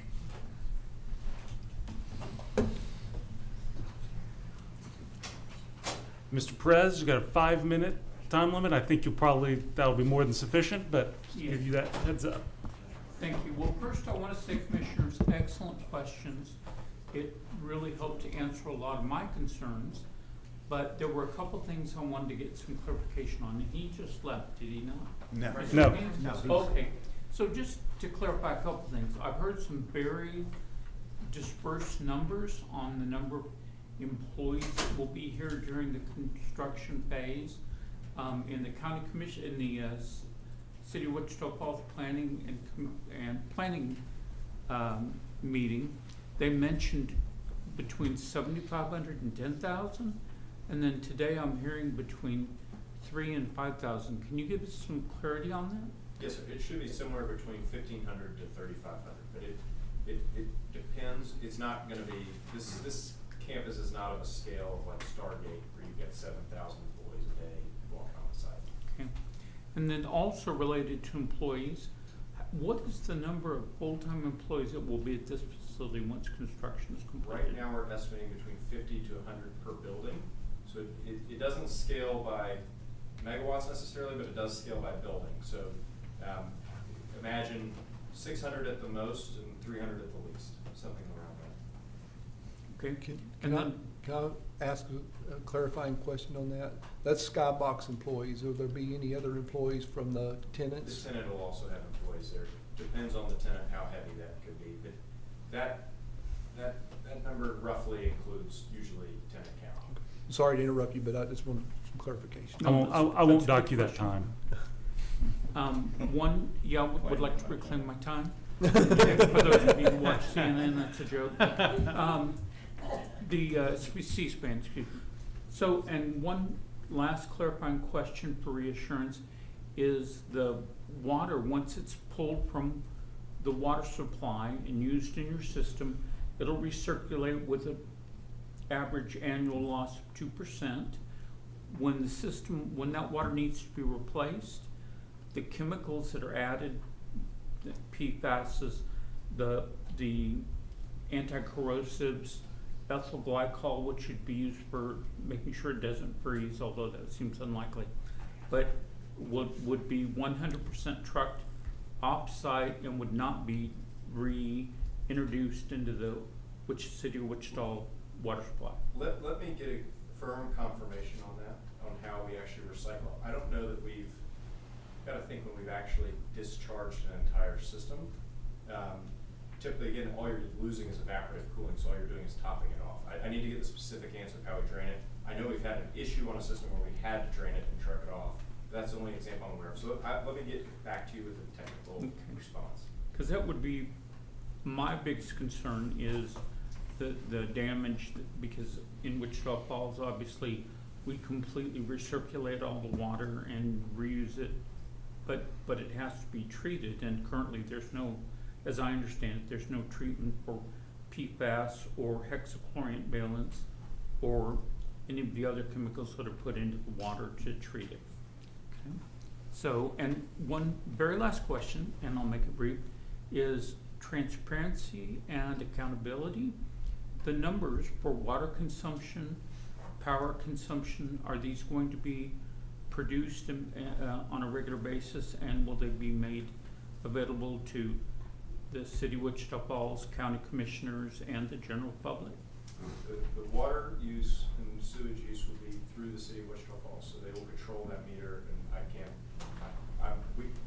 it's up to them, I guess, if they want to release that or not. The electrical consumption will not be public to the public. It will be public. It will be published every year to the PUC through current regulations. So you do have to fill out a survey every year that goes to Encore or Copy PUC to monitor utilization. That historically has not been publicized. Okay. And you did mention that the generators are at this point likely to be diesel? Yes, sir. As opposed to gas turbine? Correct. Okay. I think those were all my questions. Thank you so much, Good Commissioners, questions. and thank you for the opportunity to ask those questions. Thank you, Mr. Perez. Thank you. Thank you. Judge, on that note, and Haynes may can clarify, that, did he state to us what their proposed or gallonage per day usage was? I think, and Haynes, you can, yeah, So average use, so if you wanna be conservative, it's 5 households a year, so. But in gallons, with an agreement to the city of Wichita Falls, do you have an agreement for the purchase of water on a monthly basis or a daily basis? I wanna say per building, it ends up, yes, times 5. Yeah, it's somewhere like 500,000 gallons, and this sinks and toilets per building per year is what we'll use. I don't have the full landscaping plan done yet, so that's again gonna be the biggest impact on water. But you're thinking that number that you're telling me, 500,000 gallons, is a annual usage Annual, per yes, building? yes, sir. Not a daily usage? all right. At this point, I'd like to invite Peggy York. Judge, she does not need to come forward. Oh. Questions were answered. Okay. All right. That is the extent of the folks who had signed up to do public comment. I would like to make one statement in reference to what Jeff or Commissioner Watts just said. I have a friend that works for Google and Meta in Atlanta, Georgia. He's an engineer that writes software for their cooling systems. He was in town here a few weeks ago and he was talking to me about this data center and the water usage and stuff, and he said he ran a HVAC business here for several years. He said the city of Wichita Falls Memorial Auditorium air conditioner unit uses more water a year than this data center will use. That's the 7th Street Memorial Auditorium, runs water chillers. It uses more water than the new data center will use.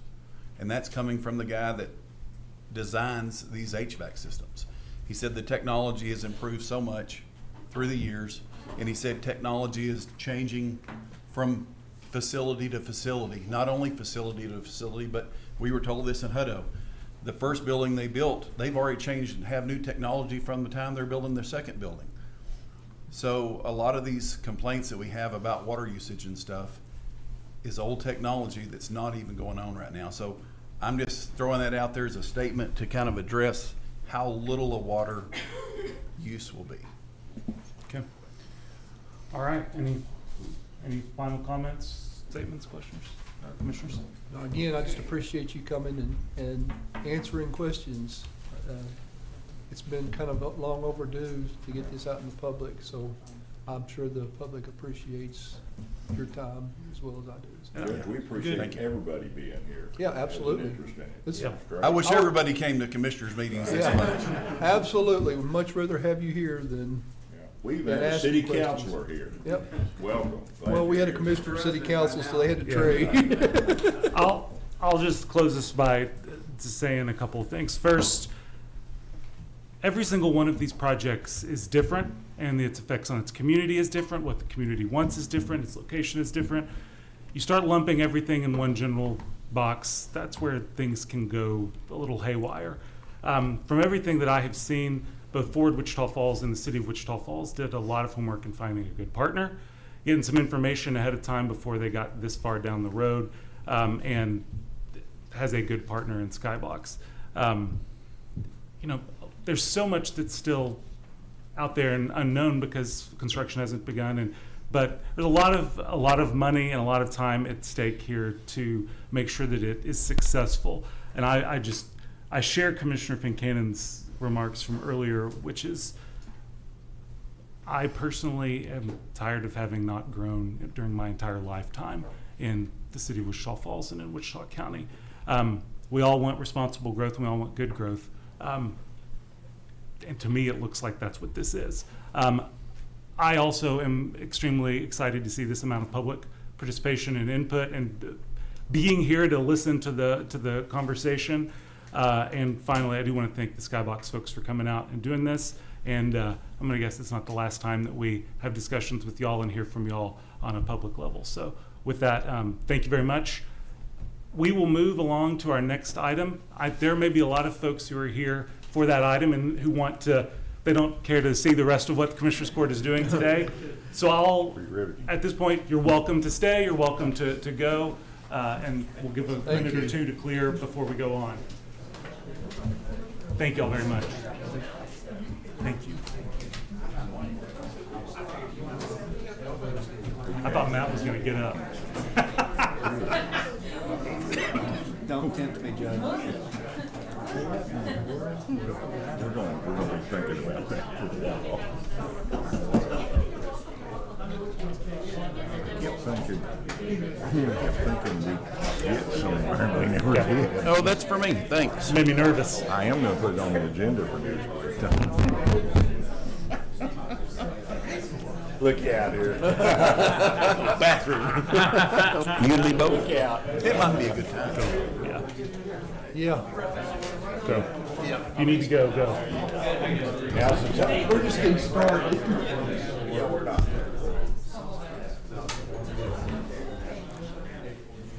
We are going to take a 5-minute recess. My watch says 11:43. We will rejoin at 11:48.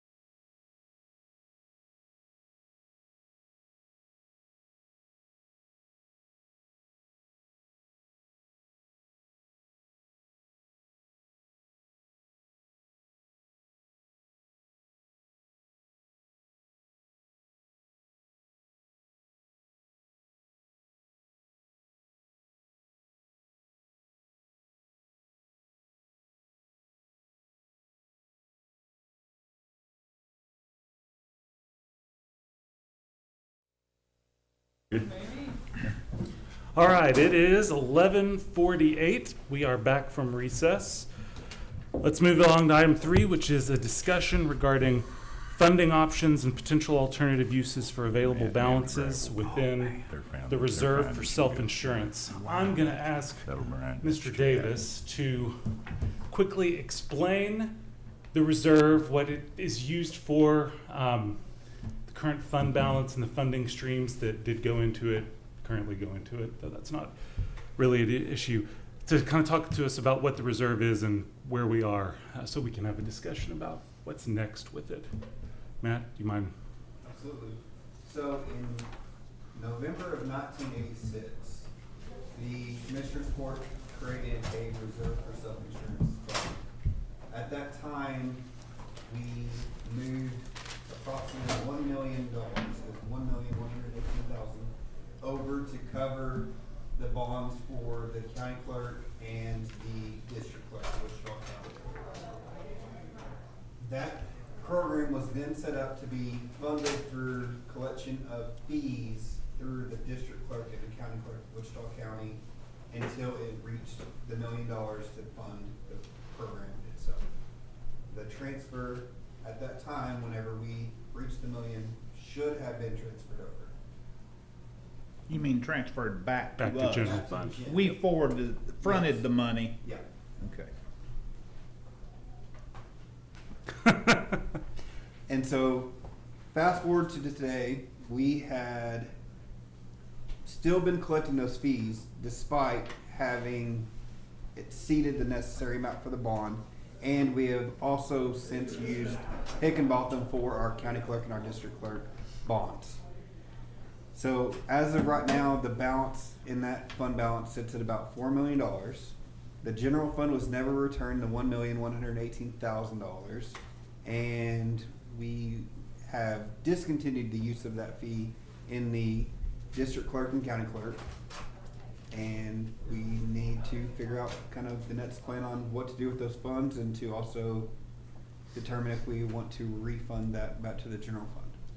So I'll ask both Matt and Stephen then on this. Where are we, from the investment standpoint, do we have the capability, are we locked in because of investment schedule? Do we have the ability to go ahead and, if we wanted to, transfer those funds back to general today? I'll have to look at the exact amount in the LGIP textbook. I believe we are at that level where we could do that back. It would take a day to get it down from textbook and then 5 seconds to transfer. We could do that this week if that's what was decided upon. If it's in text pool, would we have to remove it from text pool, just reassign it to the different? Reallocate Because it's going from reserve for self-insurance to the general fund. Yep. Stephen has to do Just that. They are side of it, separate so that text pool way- accounts, Yes. correct? Yes, Okay. they're separate They had- textbook accounts, and it can't do creates just an transfer. accounting disaster for those guys if we don't do it a Okay. certain way. Yeah. So we'd pull it out and put it back in. Yes. Yes. Okay, gotcha. For the other $2.8 million that's now sitting and being invested and accruing interest, but for a purpose which we no longer do it for, is there any way to We redirect talked about it Yeah. earlier. redirect those funds to another usage? So, as Commissioner Fincannon stated, we discussed this in the investment committee meeting this morning. Currently, 1.7 million is tied up into CDs, with 700,000 maturing in July. And that's other, in Worse than August. Yeah.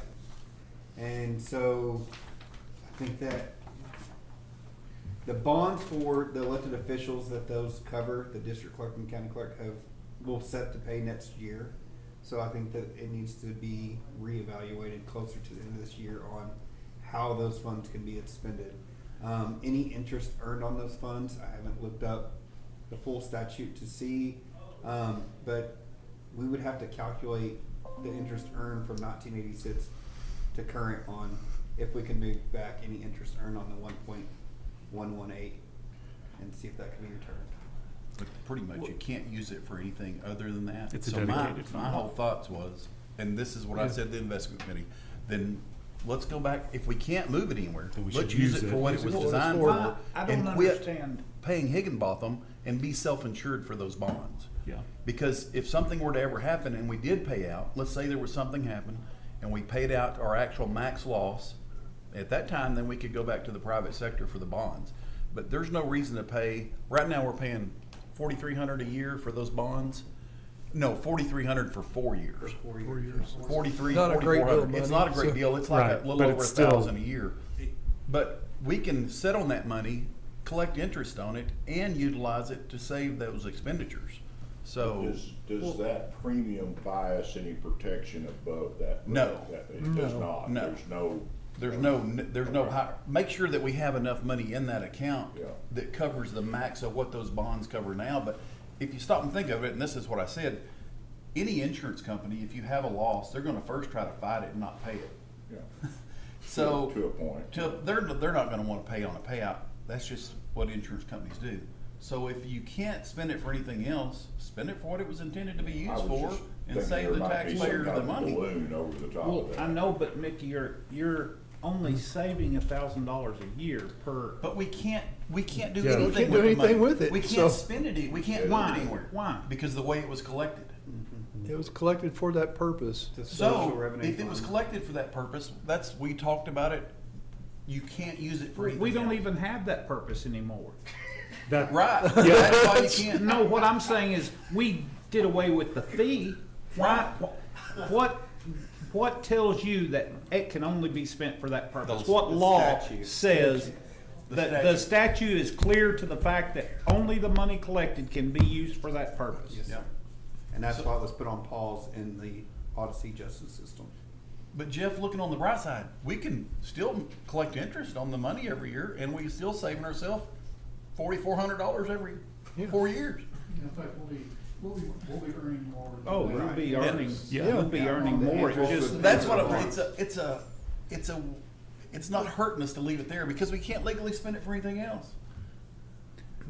Well, there's gotta be an avenue to And eventually. that's pretty much a perpetual Dispose of it. fund at well, that point. my worry is that there is an avenue, and it's to Yes. give it to the state of Texas. Yes, No. that's correct. Yeah. We don't want to do If that. you, if Um, you elect to discontinue it, then you just give it to the state and they I take thought it. my idea was better. I think, yeah, I think keeping it Like that better for that than giving it to the purpose state and there. doing away with the bonds entirely, living off of But that. as those invoices are towards the end of this year for their next term, both of them were in this election, as their renewals will be at the end of this year for the next 4-year term, I was thinking we could take care of the 1,118,000 today, and then we could come back and dedicate those funds, since they are special revenue funds, at the end of the year for that purpose, or whatever other purpose that we identify. Say that again, Matt. I was good with you up until the transfer. Say that again. I'm sorry. So today, we could make a motion, the court can, that would transfer the 1,118,000 from the reserve for self-insurance fund to the general fund. That's not touching any Right. of the collected money. It's not violating any of the statute. It is simply taking back the loan from 30 years ago. 40 years 40 ago. years ago. Without Didn't want to interest. age myself there, Judge. Yeah. Not interested. So it would take that back, and then we'd come back towards the end of the year when those invoices are about to become due for Higginbotham or whatever we decide to do, and we could dedicate those funds at that time because they are special revenue funds and has to be dedicated. They can't just be expended. And I'm guessing it's going to require some, and I'll be happy to get we can get legal opinion from, obviously our civil chief's office. We can also get one from TAC legal counsel if we need to. Heck, you could ask for an AG opinion if you wanted to. The interest on that original transfer, do we have any idea if that's eligible for it to return to the general fund or not? We don't know. The statute says that any interest earned on that account must be kept, but that was also a loan per se. So theoretically, the interest earned from 1986 to today for just that 1,118,000 should belong back to the general fund. But I agree, we need to like we get an Let's opinion get some before. outside help Yes, on sir. that, yeah. Okay. The way we did, and this is my fault, the way we did the language on the agenda item, there's not really action to take because I wanted us to have this discussion to sort of, so probably won't do that today, but it seems like there's broad consensus. Let's go ahead and get the transfer of that 1.18 million back. And Stephen, that won't be, we've got the liquidity to be able to do that. Okay. But we've only been paying for bonds through Higginbotham for a couple of years now, right? It was always, the clerks were protected under that self-insurance up until we changed that just 2 years ago, wasn't it? No, sir. They've had. It's been a while. Yeah, they've had the Higginbotham policy since the late 90s. I didn't realize that. I know that we had discussed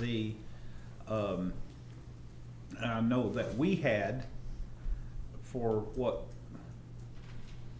We can go back and double check because Annette looks like she's pondering whether or not she's trying to remember. We've had claims against the account, but we've had the Higginbotham policy since around the late 90s. Yes, sir. Okay. And just to be clear, we've stopped collecting the fees, correct? That's correct. Okay. Okay. Well, I think what I'll do then is, and Morgan, let's go ahead and put a note for next week's agenda item to transfer. There are worse problems to have. Yes, yes. But I mean, and this is why our Commissioner Watt's reaction was mine when this first came about of, there's all this money, the whole point of it isn't in existence anymore, and we can't do anything with it? Yes, that's correct. Okay, great. We have to sue ourselves. Yeah. But you're right. I mean, that's a good problem to have.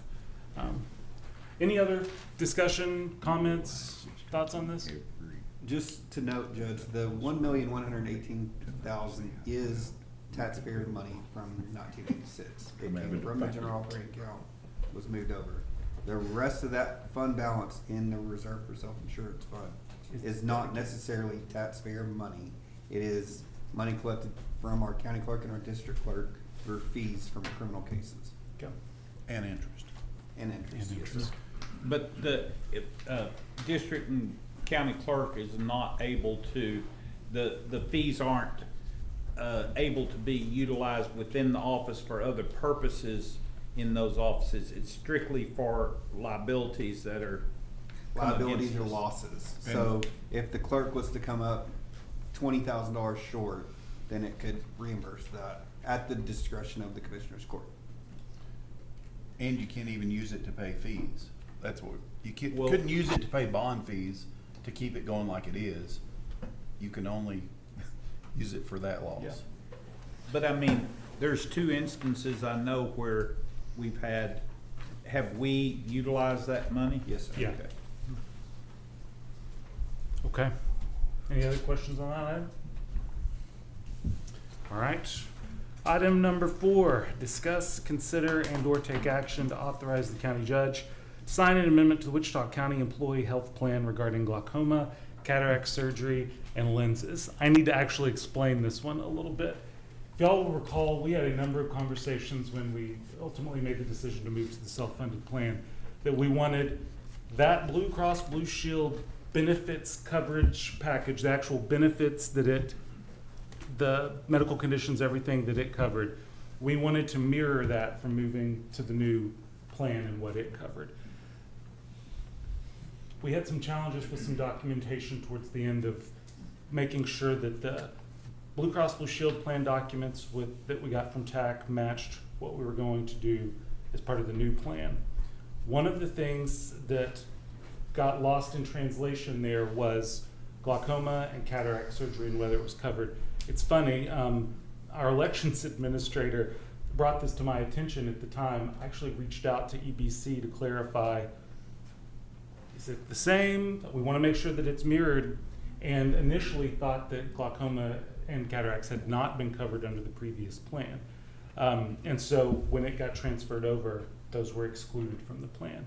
Well, after looking at it again when we had a county employee come up with the cataracts issue, I did some more digging into Blue Cross Blue Shield plans, and it seemed to be a pretty general, widely covered thing. I got back with EBC, our consultant, on it. They did a little more research and looking at it and realized that it had been mistakenly left out of the plan when we made the transition over.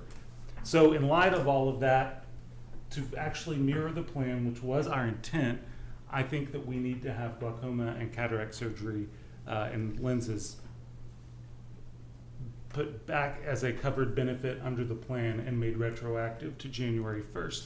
I think it will cover one incident at this point, possibly another. Of course, none of us know what's going to happen with the future. But I know we had a discussion at the beginning of this. We did not want to be reactive to issues coming up with county employees and then trying to reconfigure health plans in the middle of the year. That's why I wanted to make the detailed explanation of what happened, that making this change and this amendment actually reflects what our intent was from the very beginning. It doesn't change any of the underlying financials. It doesn't change our stop loss insurance premiums. It doesn't change any of the underlying that. The plan will just cover something that it should have This covered. is in the general plan, not the add-on, isn't there an I? Yeah, there's an add-on. This is part This of is our not the this is I- part of our health benefits And- plan. This is really important because the employee that it involves, one of the requirements of their duties is to have good eyesight. So, and they can no longer be employed in that position if they would not have received that surgery. And this, and I don't want to bring up any, but this would cover one of your employees. Okay. And that's, I didn't understand that from the get-go too, and I thought it was covered because I was in those original conversations where we talked about it and even brought up the glaucoma Right. in the meeting, in the eye surgeries, because that was one of the things that Robin brought up during the meeting with EVC, Right. saying, and they were like, oh, Yeah, and- everything will be covered the same. And so, So- it's- think that employees had it on both eyes. Yeah. So. Yeah. So what this would be doing, and I mean, it's in your backup documents, it's a pretty simple thing. It's an amendment to the health plan, and it just authorizes glaucoma, cataract surgery, and lenses under the same matrix that is part of the rest of the plan document. So So it's just putting us back to where we were before January 1st. yeah, and where we intended to be. Where we intended to be. Where we're supposed to be Yeah. anyway. Yeah. Motion to approve. Second. We've got a motion by Commissioner Beecham, seconded by Commissioner Fincannon, to authorize the county judge to sign amendment number 1 to the Wichita County Employee Health Plan regarding glaucoma, cataract surgery, and lenses. Do we have any questions or comments on the motion or the item? All right, that motion is before us. All those in favor, please signify by saying aye. Aye. All opposed, same sign. Motion carries 5-0.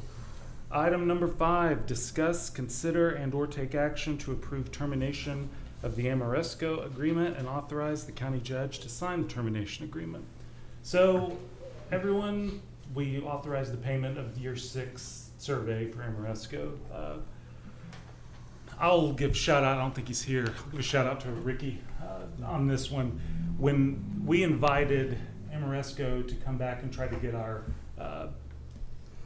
system, the HVAC digital system on the back end up and running, he worked well with them, and as part of those conversations, I think he either asked the Amoresco person or they offered, you know, at this point, the amount of changes that have happened at the county facilities are so different that largely what they did and the data that they're providing doesn't really reflect what's actually on the ground anymore, and brought to our attention the termination provisions in the agreement. And I thought surely when Ricky brought this up that there was going to be a catch, or that Amoresco wouldn't want to do that or would fight us on it. And Amoresco actually came back and said, I don't think it makes sense for the county to be on the agreement anymore, and I think you could better utilize your resources elsewhere over the next 10 years. And so they even sent the agreement, the cancellation and termination letter that would hit the would fit the termination criteria that's in the agreement with them. I did send one final just email to them yesterday. I wanted it from them clear. I'm just going to be clear. There are no special, there aren't any more expenses that y'all expect at the end of this. No special considerations for early cancellation. None of that. I've read the agreement. I don't think that they're there, but I just wanted it from them in writing that they agreed with that assessment. Still waiting to get back from that, but everything I've seen indicates I won't actually sign the letter until we get that confirmation from them. But this would save us over the next 13 years $182,224 for something that just isn't providing a lot of value to us anymore. It's just the report. Well, when we brought Amoresco on board, the courthouse and the courthouse annex were much different places than they are today. They went a long way to moving that needle, but we've made huge changes since they left the facilities. Because they came on in 18, is that right? Yeah, I think that's correct. So they put some big infrastructure changes in at that time, but we've so far exceeded those infrastructure changes since then that it no longer makes sense. We're wasting money at this point. So that's the story behind that one. If for some reason I get word from them before signing the agreement that that's not correct and there's some, I won't sign it, I'll bring it back for the court to take further action. But I would appreciate if we would approve termination. Motion to approve termination. Second. All right. Any other questions? All right, we got a motion by Commissioner Beecham, seconded by Commissioner Fincannon to approve termination of the Amoresco agreement and authorize the county judge to sign the termination agreement. Have any questions or comments on the motion or the item? All right, that motion is before us. All those in favor, please signify by saying aye. Aye. All opposed, same sign. Motion carries 5-0. Item number 6, discuss, consider, and or take action on increasing compensation for road and bridge employees in response to a highly competitive market for similarly credentialed and skilled personnel. Commissioner Beecham? Earlier this week, I was down 3. Barry gave up 1 to me, so I'm just down 2. But in all of that, we've had several interviews for CDL drivers in particular. Those interviews have been very good until we disclose what the pay is, and then they promptly respond, I'm not interested. There's no way I could come to the county for that wage. This is going to be compounded in the years to come, especially with these data centers and solar farms and everything else coming into the community, with a large need for truckers, drivers, looking at what's happening in other communities. It's really affected that industry in particular. We're sitting here in the beginning of our busiest season in road and bridge, and we're down employees with no prospects of hiring on anybody. From that, I went and looked at the peer data that was collected last year, and I've got some recommendations based on those peer group assessments. I did weight Potter and Tom Green County because they're very similar situated to Wichita County, being more or less standalone counties that aren't attached to a metro area themselves. I've come up with what I think is a fair assessment. It still keeps us as probably the second lowest paid road and bridge hands amongst the peer group that I had information for. If you look at the averages across the peer group, operators in that average were making $53,931. I have here I broke it down into several levels. I can see the need for having a basic road and bridge hand that only has a basic driver's license, Class B, who can operate our dump trucks, and a Class A that can do our road haul trucks. So, a Class A CDL driver at 50,000, which is still lagging behind an operator in other counties. Class B operator at 45K, and a road worker at 40K. Lead operator, assistant foreman at 55, which is just barely over the average for just a standard operator. And proposed foreman salary of 65K, which average amongst our peer group is 69,000. So still lagging behind, but it gets us more competitive in a very competitive market. So this is obviously a discussion we would normally be having during budget discussions for 27. I don't think, y'all can correct me if I'm wrong, I don't think the court since 23 has done a mid-year non-budget neutral salary change or increase. What, and I guess you sort of addressed it, Commissioner, you think that this is in case of emergency that would warrant going outside of that tradition and that norm that we've established to need to do that now? If I'm gonna hire any kind of CDL driver, be it Class B or Class C, which is our greatest need, then yeah, we're gonna have to do something. They're just not gonna come. They're not interested, they're not filling in applications. Like I said, we've done interviews. And I'd love to be here, love to come to work for you, but I can't go to work for you for that salary.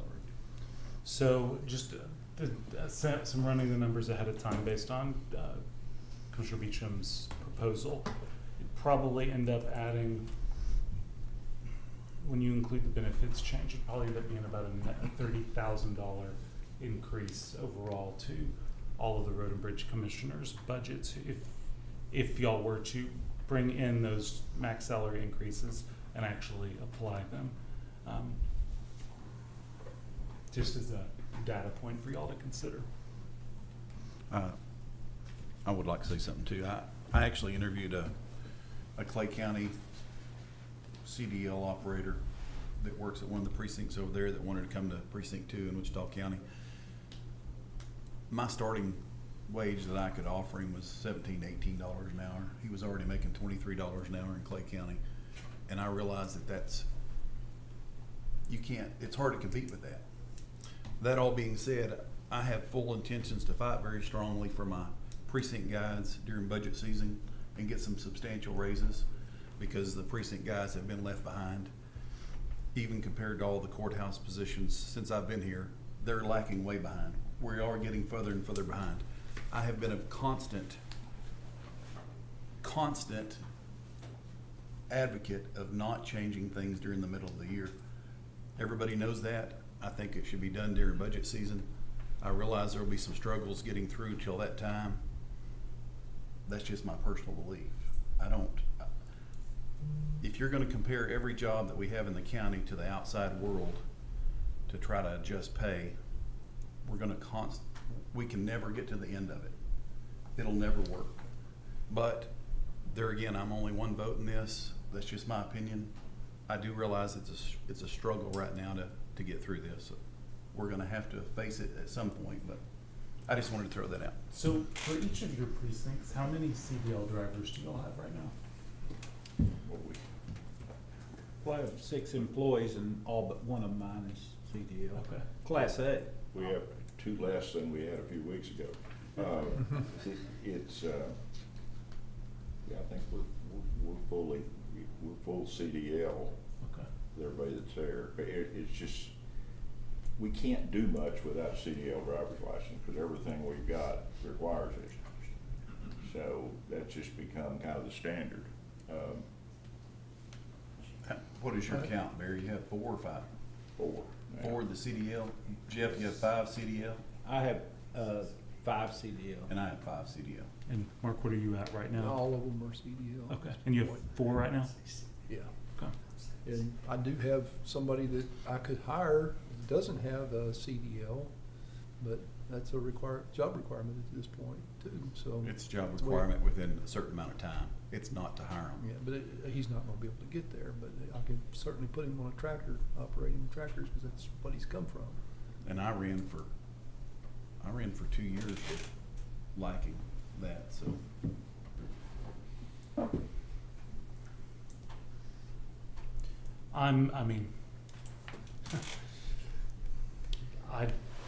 It makes me beyond nervous to break that norm of mid-year budget increases, for salaries. All right, I'll be asking my brothers for a lot of help then, because I'm down a third of my staff at this point, with no prospects of hiring unless I do some Olympics to get there. And this falls within the point. Do we need to look at changing well, I guess y'all can do that on your own, the job requirements? You're gonna have to, if I'm gonna get warm bodies.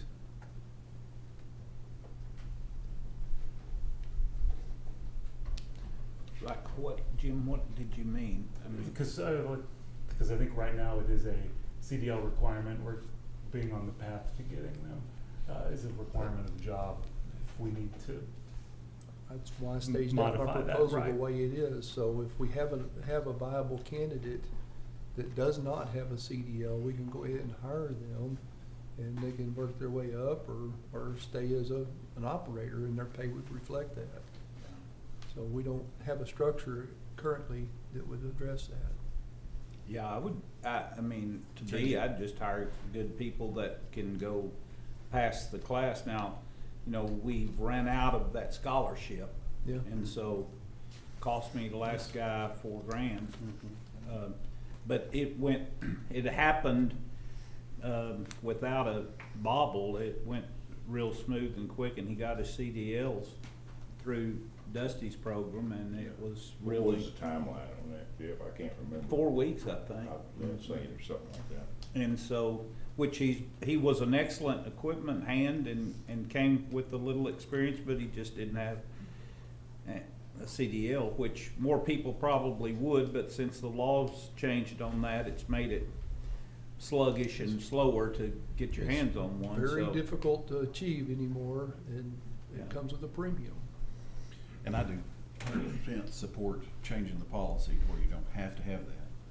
But I don't want us to get to where we don't have, maybe it should be a policy of 1 per precinct or 2, but what we don't want to do is get to where I have 3 operators and only 2 CDL drivers, and we're getting into chip sealing and we're all pitching in people, and we can't. Yeah, sorry, I can't send my 3 guys because they don't have CDL. Well, I totally agree with that, But but working through it in the meantime I don't think it's an issue. I mean, if we're all working together anyway when it's chip sealing. You're not doing chip sealing on your own, no. so we're all But working it's as a gonna team. hamstring me on other things, because time we get out mowing, it's gonna take me twice as long to mow, because I don't have the people to put on tractors. Well, luckily, you got half as many roads as me, so it still takes you less time. Then you can have a cemetery. I think your proposal, Commissioner, I think this will be a good place for us to start when we do budget discussions. We pretty well planned on Okay. that being the discussion this go round anyway. We I'm kind gonna- of talked about that. I'll remember this day next time one of these comes about, and I'm just gonna say no. That's what I've been doing pretty consistently. We call Matt, that the are- fin cannon. Are you, it would, Because I have a Wilbur legitimate be able to problem put here together a sheet that I for us have no on other way of the addressing. 4 precincts and the positions with the salary, so I can build a spreadsheet off of that? Mhm. Okay. Sure can. Because I don't see that real good, other than once a year, really, I look at it, and then I don't retain it good There to it is. see. Is that it? Done with that. Oh, yeah. I'll have another You're welcome. proposal for next Keep that. Commissioner's Court, I'm here. Okay, on the policy. On a policy and on how I can address this year. Yeah, I mean, I'd like to look at the impact, and Is it, we've got a general how's it, idea. how is the language on this?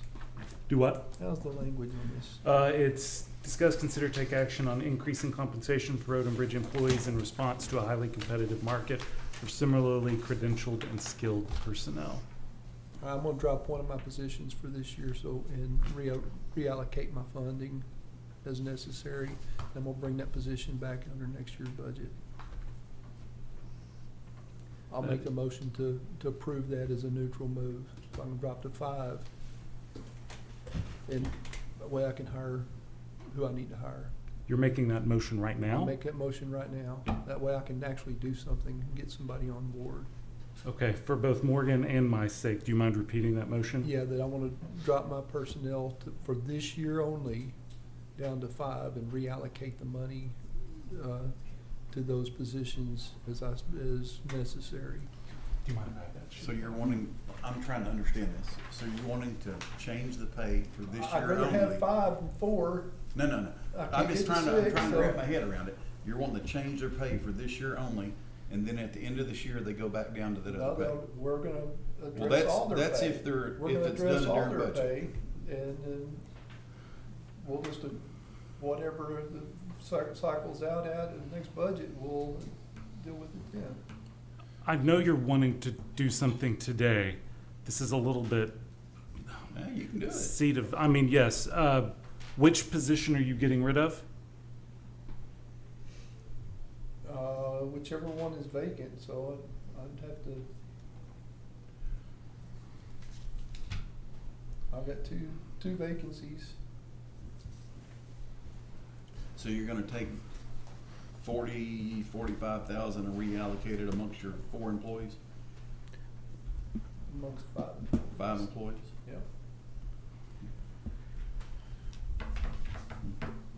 Judge, if I may interject. Yeah, please. The issue there would be, we would need to know how those positions are gonna be affected, because the court would then need to approve the maximum salaries worksheet by Right. employee, so we, or not by employee, but by position, so that way we I'll bring can. the full proposal a week from, or 2 weeks from today. Thank you. I think we were all gonna be. I have to be able to do my road work.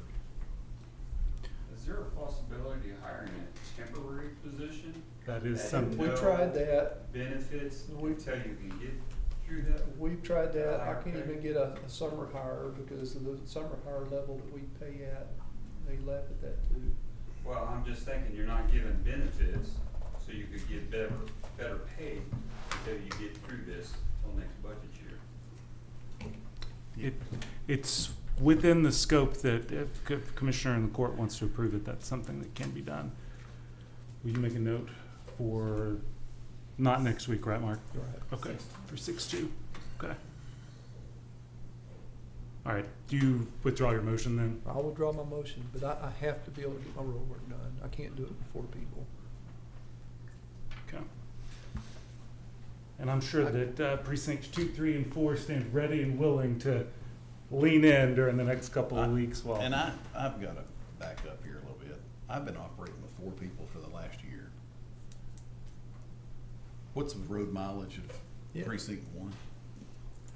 70 something. What's a But precinct do 2? you take care of a cemetery that has to be done every week? We have to mow, we have to set aside a whole day every week to take care of that. Just saying. I'm just A saying. year- a year more. You're different than I, but.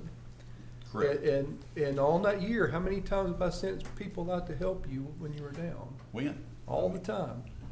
All the time. I'm constantly being told, Bob, we can't do that right now because all of I'll our find out. staff's helping other precincts, so. I'll get you a Okay. spreadsheet on that too then. Okay. Well, with the motion withdrawn, are there any other discussion or comments on this item? What will the percentage of the increase be for the proposal next week, though, if you was to take that $45,000 divided? I'll have to do the math. About $9,000 a piece?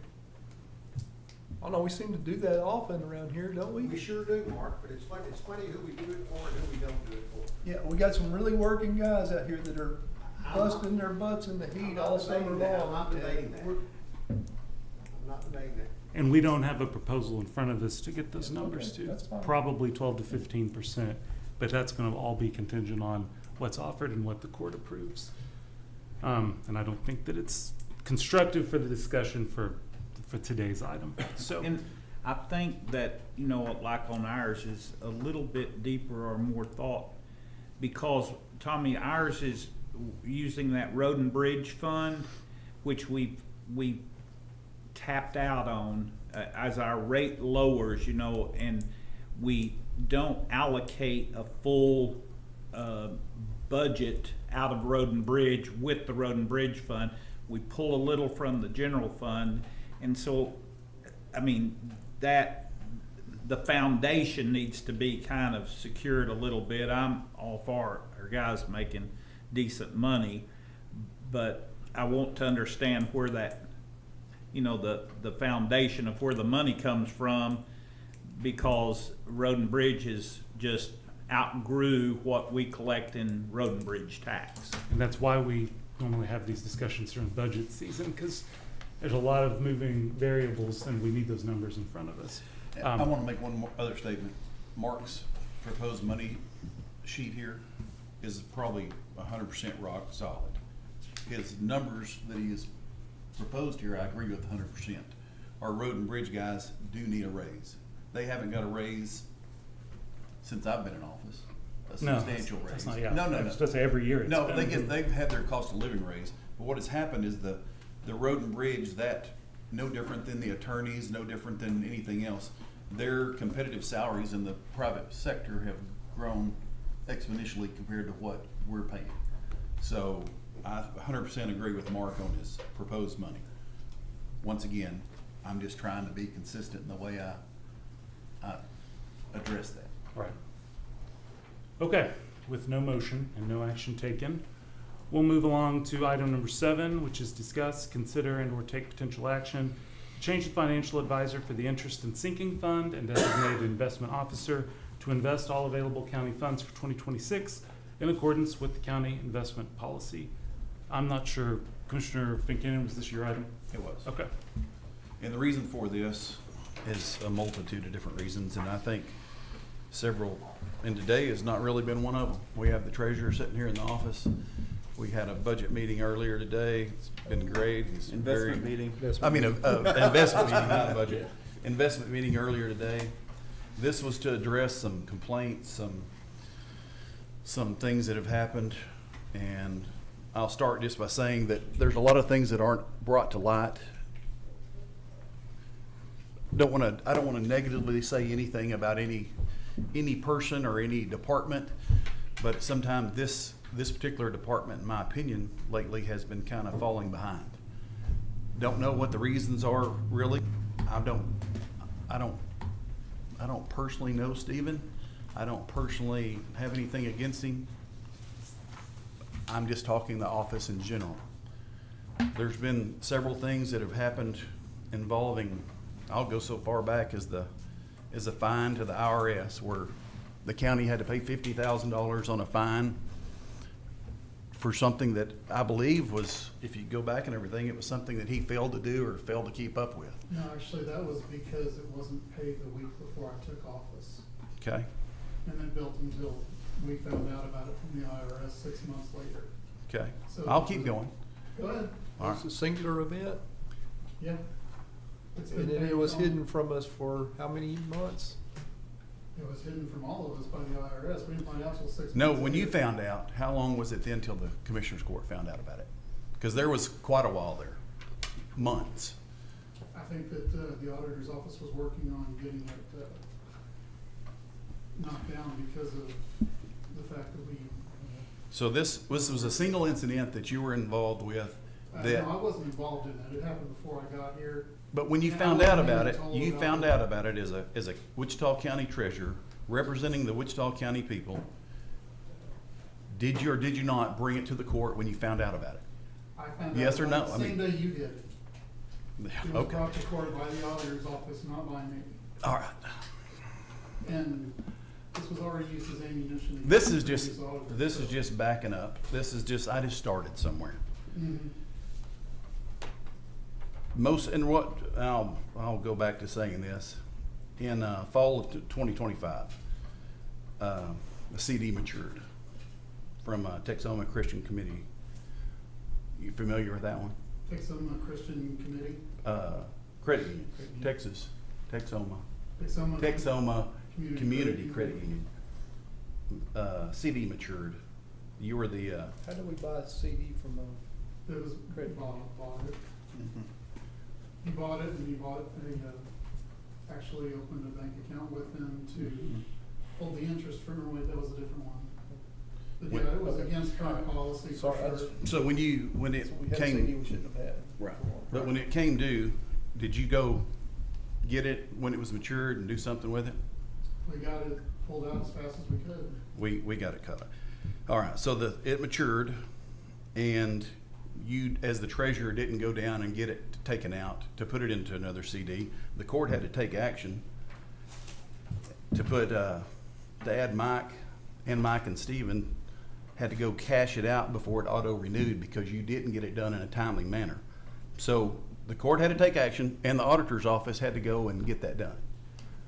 Mike and I were both on the CD as signers. Right? Mike had to be added, and Mike and Steven went that week and got it done. Right. Later that week. Sure, it was, we had to add, have a court I'm order just- to put Mike's name on it. Right. So that we could both sign it to get it out. Okay. Almost everything that we do as an investment has three of us as signers. Correct. All right. What was Investar? First National? Mhm. So First National, in April of this year, CD matured in April. That true? Yep, Okay. Did you promptly do something with it when it matured?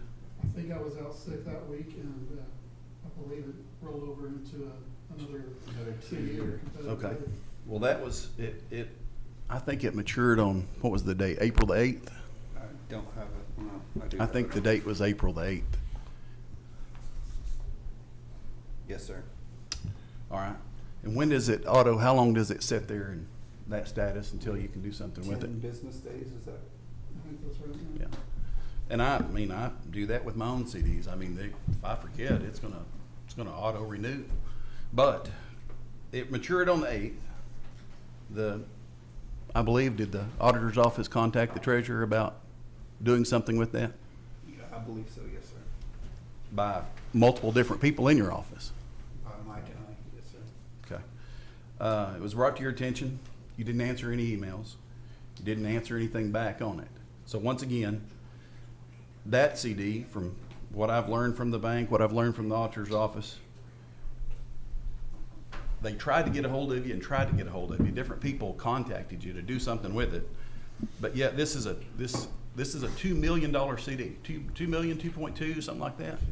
2 million, a $2 million CD that we had at 3.6. Well, what was it beforehand? 2.2. No, beforehand 2.2. when it matured.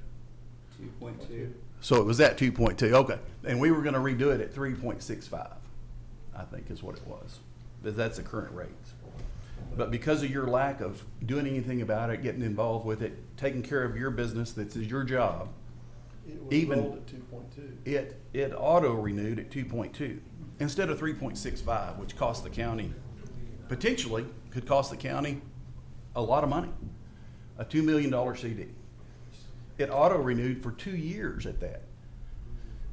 Luckily, the auditor calling me, calling the bank, begging them to do something, actually got them to agree to give us a waiver to withdraw that CD and to put it into a better account, a better 6-month account at a higher rate. So we were able to get that done. Thanks to the true, you were able to, they released that CD after it auto renewed, and we were able to renew it into a 6-month CD. Right, but the investment committee was not involved. No, it was I didn't. me. You said I called you. It was me contacting Karen Hughes, a senior vice Right. president at Investar, Right. and Mike and I going and getting stuff Oh, that's what I done mean. for her. I mean, yeah. All you did was told me about what was going on. But the auditor's office was able to go and save the taxpayers a tremendous amount of money there. What I'm doing is just showing a continual thing. This seems to happen more and more. It hasn't changed.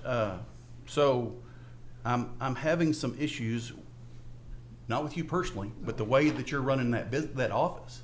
Well, Now, can I got tell one you more. that Matt and I are both investment chair. He has equal authority to me. So Correct. when he did that action, he did the same thing that I could have done. But your job is, so are you saying that he should have just took care of it immediately? No, It's I'm not saying yours? that he knew I was out sick and he took care of it. No. It auto-renewed. He didn't take care of it because they had contacted you to take care of it. Multiple people had contacted you to take care of it. Anyway, and this Cetera CD matured on 4/13. Isn't that the one with the RCI money? The RSI money? Yes, sir. Yeah, I contacted them when I got that pulled. So that one matured and you didn't pull it? No, Or I you- just when said did I you- got that pulled. You did pull it? Yeah, that's what we're gonna be transferring over to general fund. That's the one And that we how noted soon? earlier that it was deposited in our account on 4/30. So it matured on 4/13, and you didn't find out about it till 4/30. We didn't see it in the bank until 4/30. So where was it between 4/13 and 4/30? I'm not sure how long it takes to It process. takes them several days, and then we got interest for those days that it was still there, so. So between 4/13 and 4/30, you're saying that we were getting interest on it? What account was it in? Reserve What for account? self-insurance. Huh? Yeah, it went into the account for reserve for self-insurance. Okay. I'd like to ask the auditor, has your office had to step in and do work for the county treasurer? Occasionally for approval of EFTs for bills, but that was every time that we have had to do that, we've reached out to Steven because he's potentially been out sick or something. We just said, you know, I mean, he has his computer at home with him, but we make sure that, you know, he is authorized to do that because there's supposed to be dual approval for everything that goes out of the county funds. Right. And that's the gist of my story. I mean, what I'm seeing here is it seems that there's a big pattern that you fail to get stuff done when it should be done. It does nothing but cost the county money. Your failure to act, and that's why it's worded on here like it is. I personally think we need to have people that have a heart for the county, that care about what's happening with the county, that want to make the best decisions for the county, be the ones making these investments. This is only dealing with the investment committee but I don't know that you should be an officer on that committee anymore because of all these things that keep stacking up.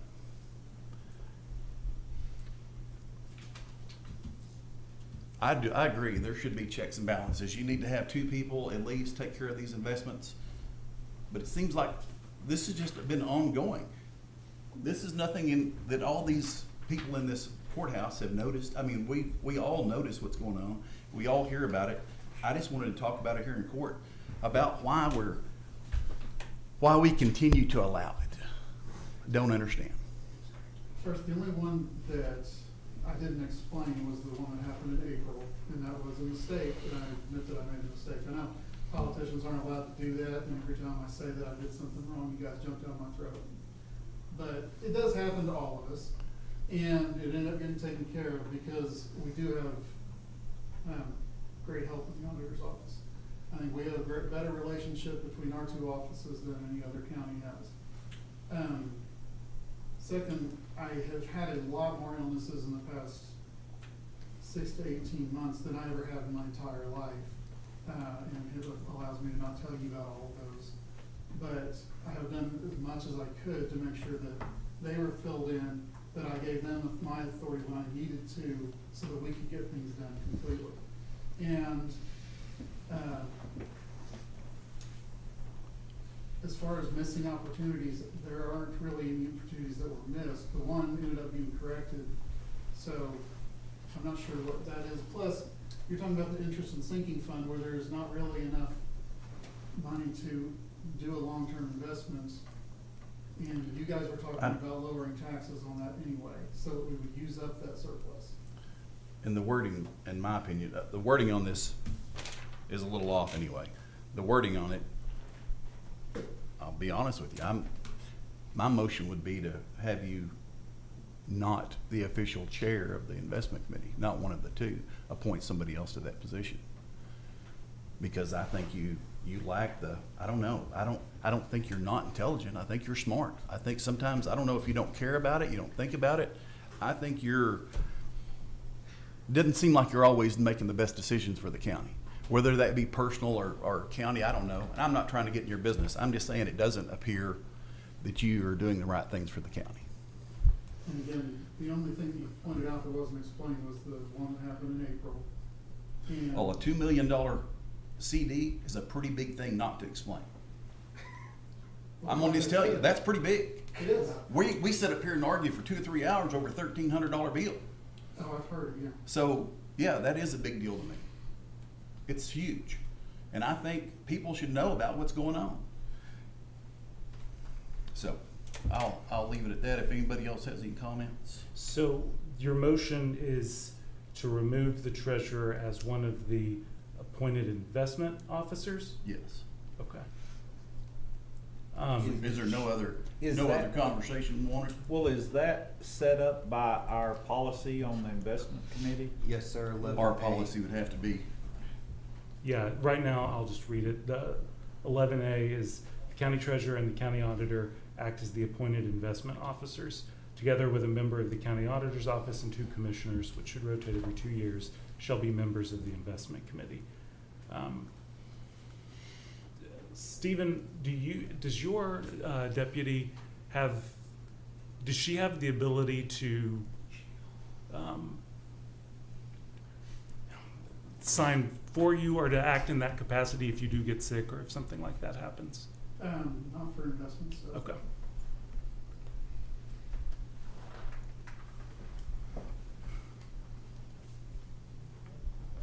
Because, I mean, so are you suggesting someone else on the investment committee should be in that position? Or somebody else in the auditor's office. I mean, I do believe there should be checks and balances. Need more than one person to make investments. I'm just having an issue with the pattern. Well, I mean, Mike Sloan could be an officer on it. He's at most every investment.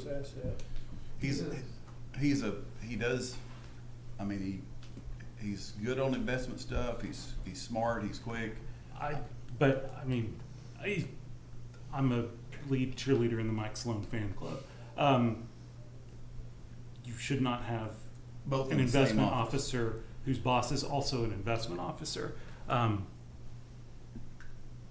And I'll be honest, in my mind, this is just a core duty and requirement of the It should treasurer of the job. Yes. So I don't love the idea of trying to remove that.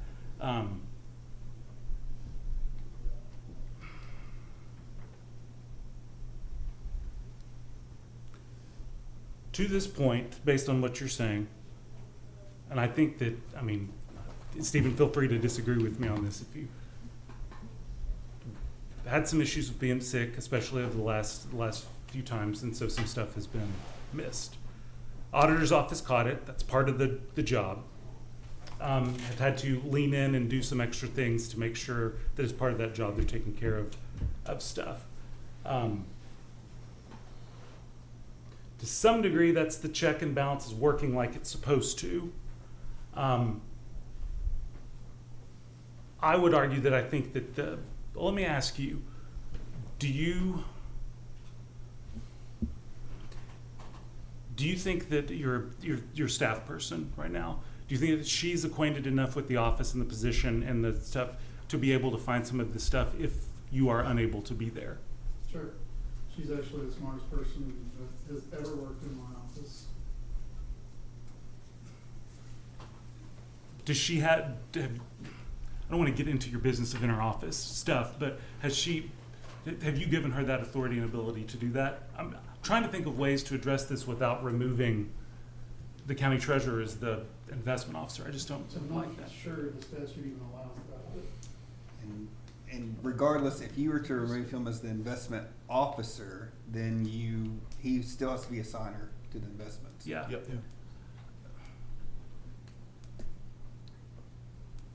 but I can give authority to her to sign documents. As a designee, yeah. Mhm. Or As chief many of in the us can. office, or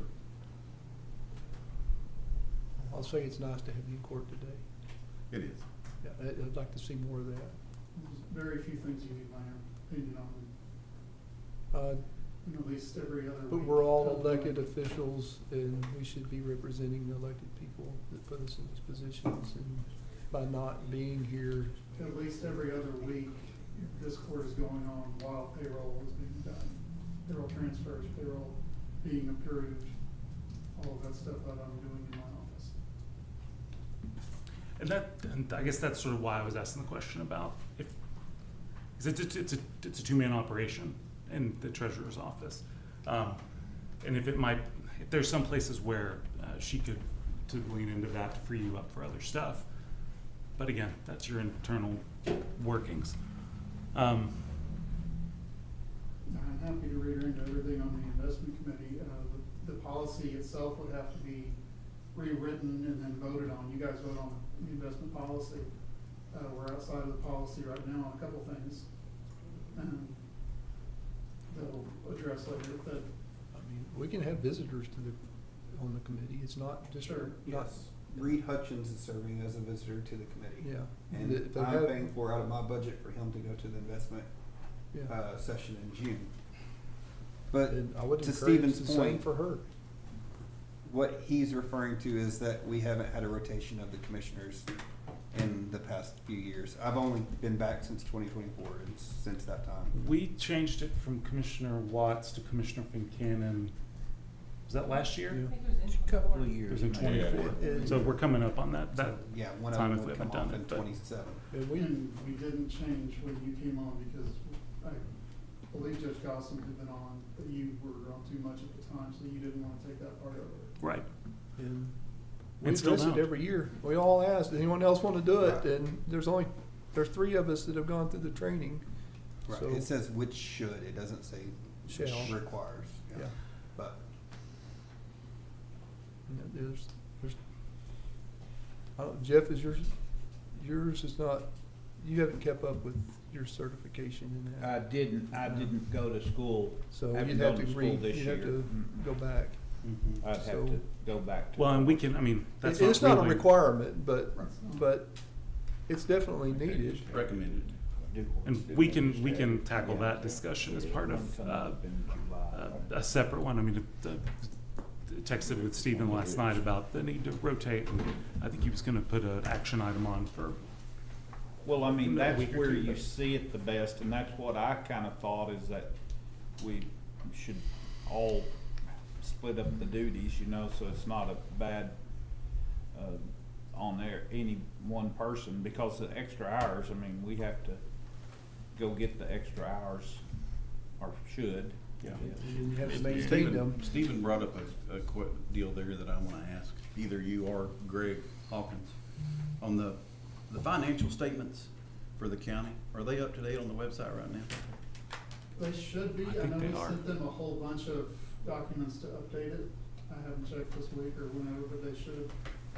I think I had to look at the debt one, heck, even last week. I was able to pull it up. It was the most recent, Well, I know treasurer's it report. was required, it's required by law that be done, and it hadn't been done in the past 2 years. I just wondered if you ever got it done now. Hadn't been done the last 2 years. It hadn't been updated in 2 years. I'd have to Do you check. know, That Greg? doesn't sound right to me. There's been a slew of documents that have been recently added to the website. Mhm. A list of that can be provided, and a timeline of when the last transaction took place can be provided to you. I don't have that here. Yeah, I went Okay. through and redid the way that they had the whole thing set up because it was a big mess of trying to find documents, so. Right, it I is, had Nicole get with them and redesign what it should look like, so it's easier for people to find documents. Yeah. and I've got files of reports up through whenever that was, a couple months ago.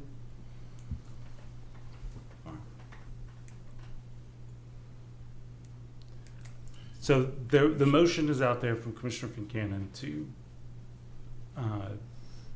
remove the county treasurer as one of the appointed investment officers from the investment committee. So clarify for me though, I thought it was as the chairperson of. There's two, there's co-chairs. They're co-chairs. Oh. And you said, Judge, that the policy doesn't allow for that? We'd have to rewrite it. Yeah, I mean, well, the policy I read it right now is the county treasurer and the county auditor act as the appointed investment officers. But that's Just our because that's policy, the way we right? wrote That's the way our policy is What written. are Mickey and Mark if They are, along with a Investment. member of the county auditor's office, members of the investment committee. committee, just members? Stephen and Matt are officers. Yeah, they are the appointed investment officers. And I bring, maybe his person working in his office be the better person to have. I mean, I don't know. I mean, maybe somebody that cares about it and wants to be there and be a part of it and show up come to work and do the job. Well, you say I don't come to work. I come to work a lot, almost every day. Other than when I've been sick in the last few days. I don't come to court very often. Okay. About as much as Bob used to. All right, we got the motion. Do we have a second? All right, for lack of a second, that motion dies. Do we have any other motions or discussion points on this?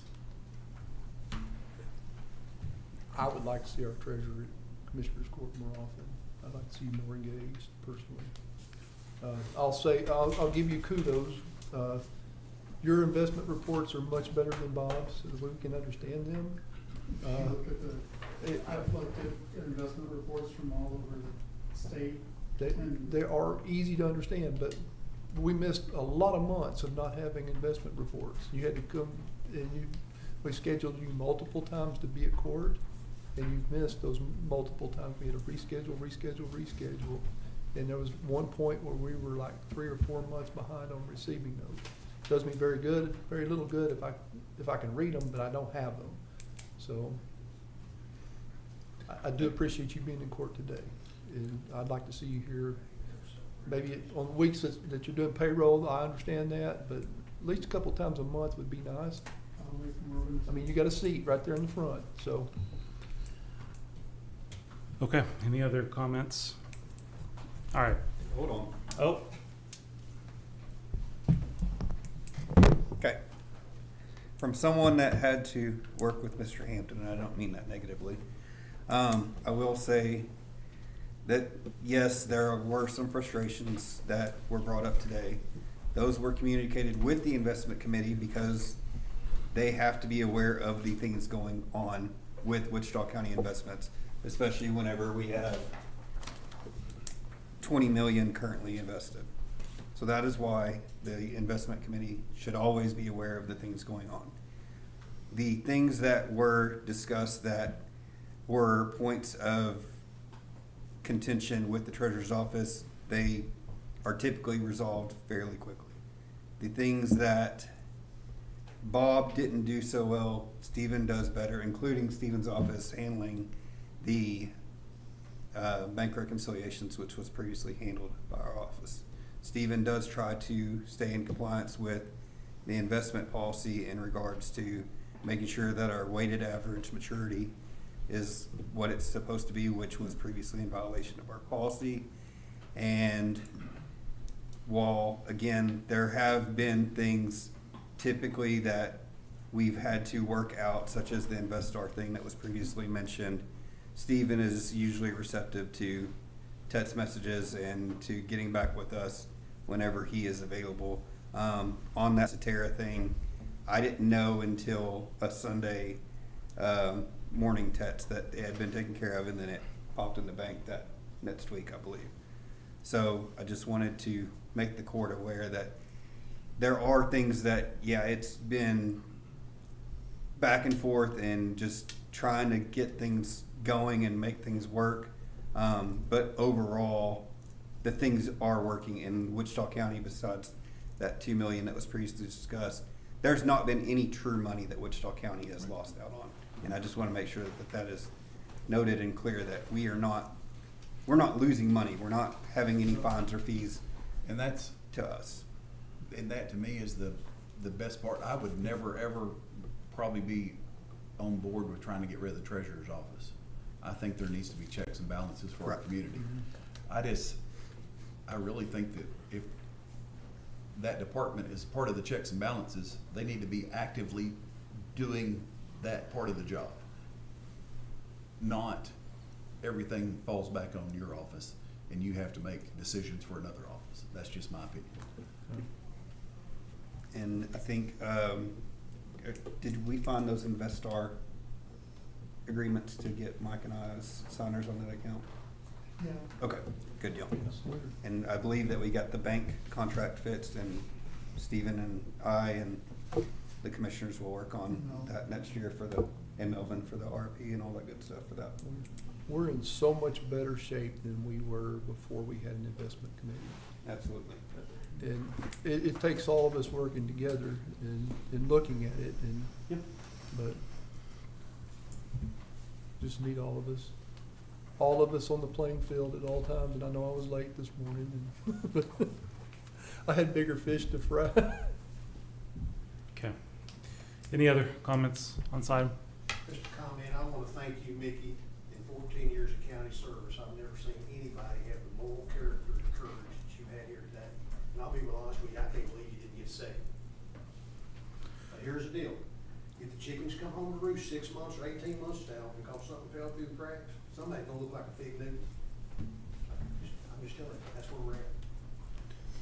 Either you own it now or own it later. And on the note of looking like a fig Newton, I will note that it is 1:00 p.m.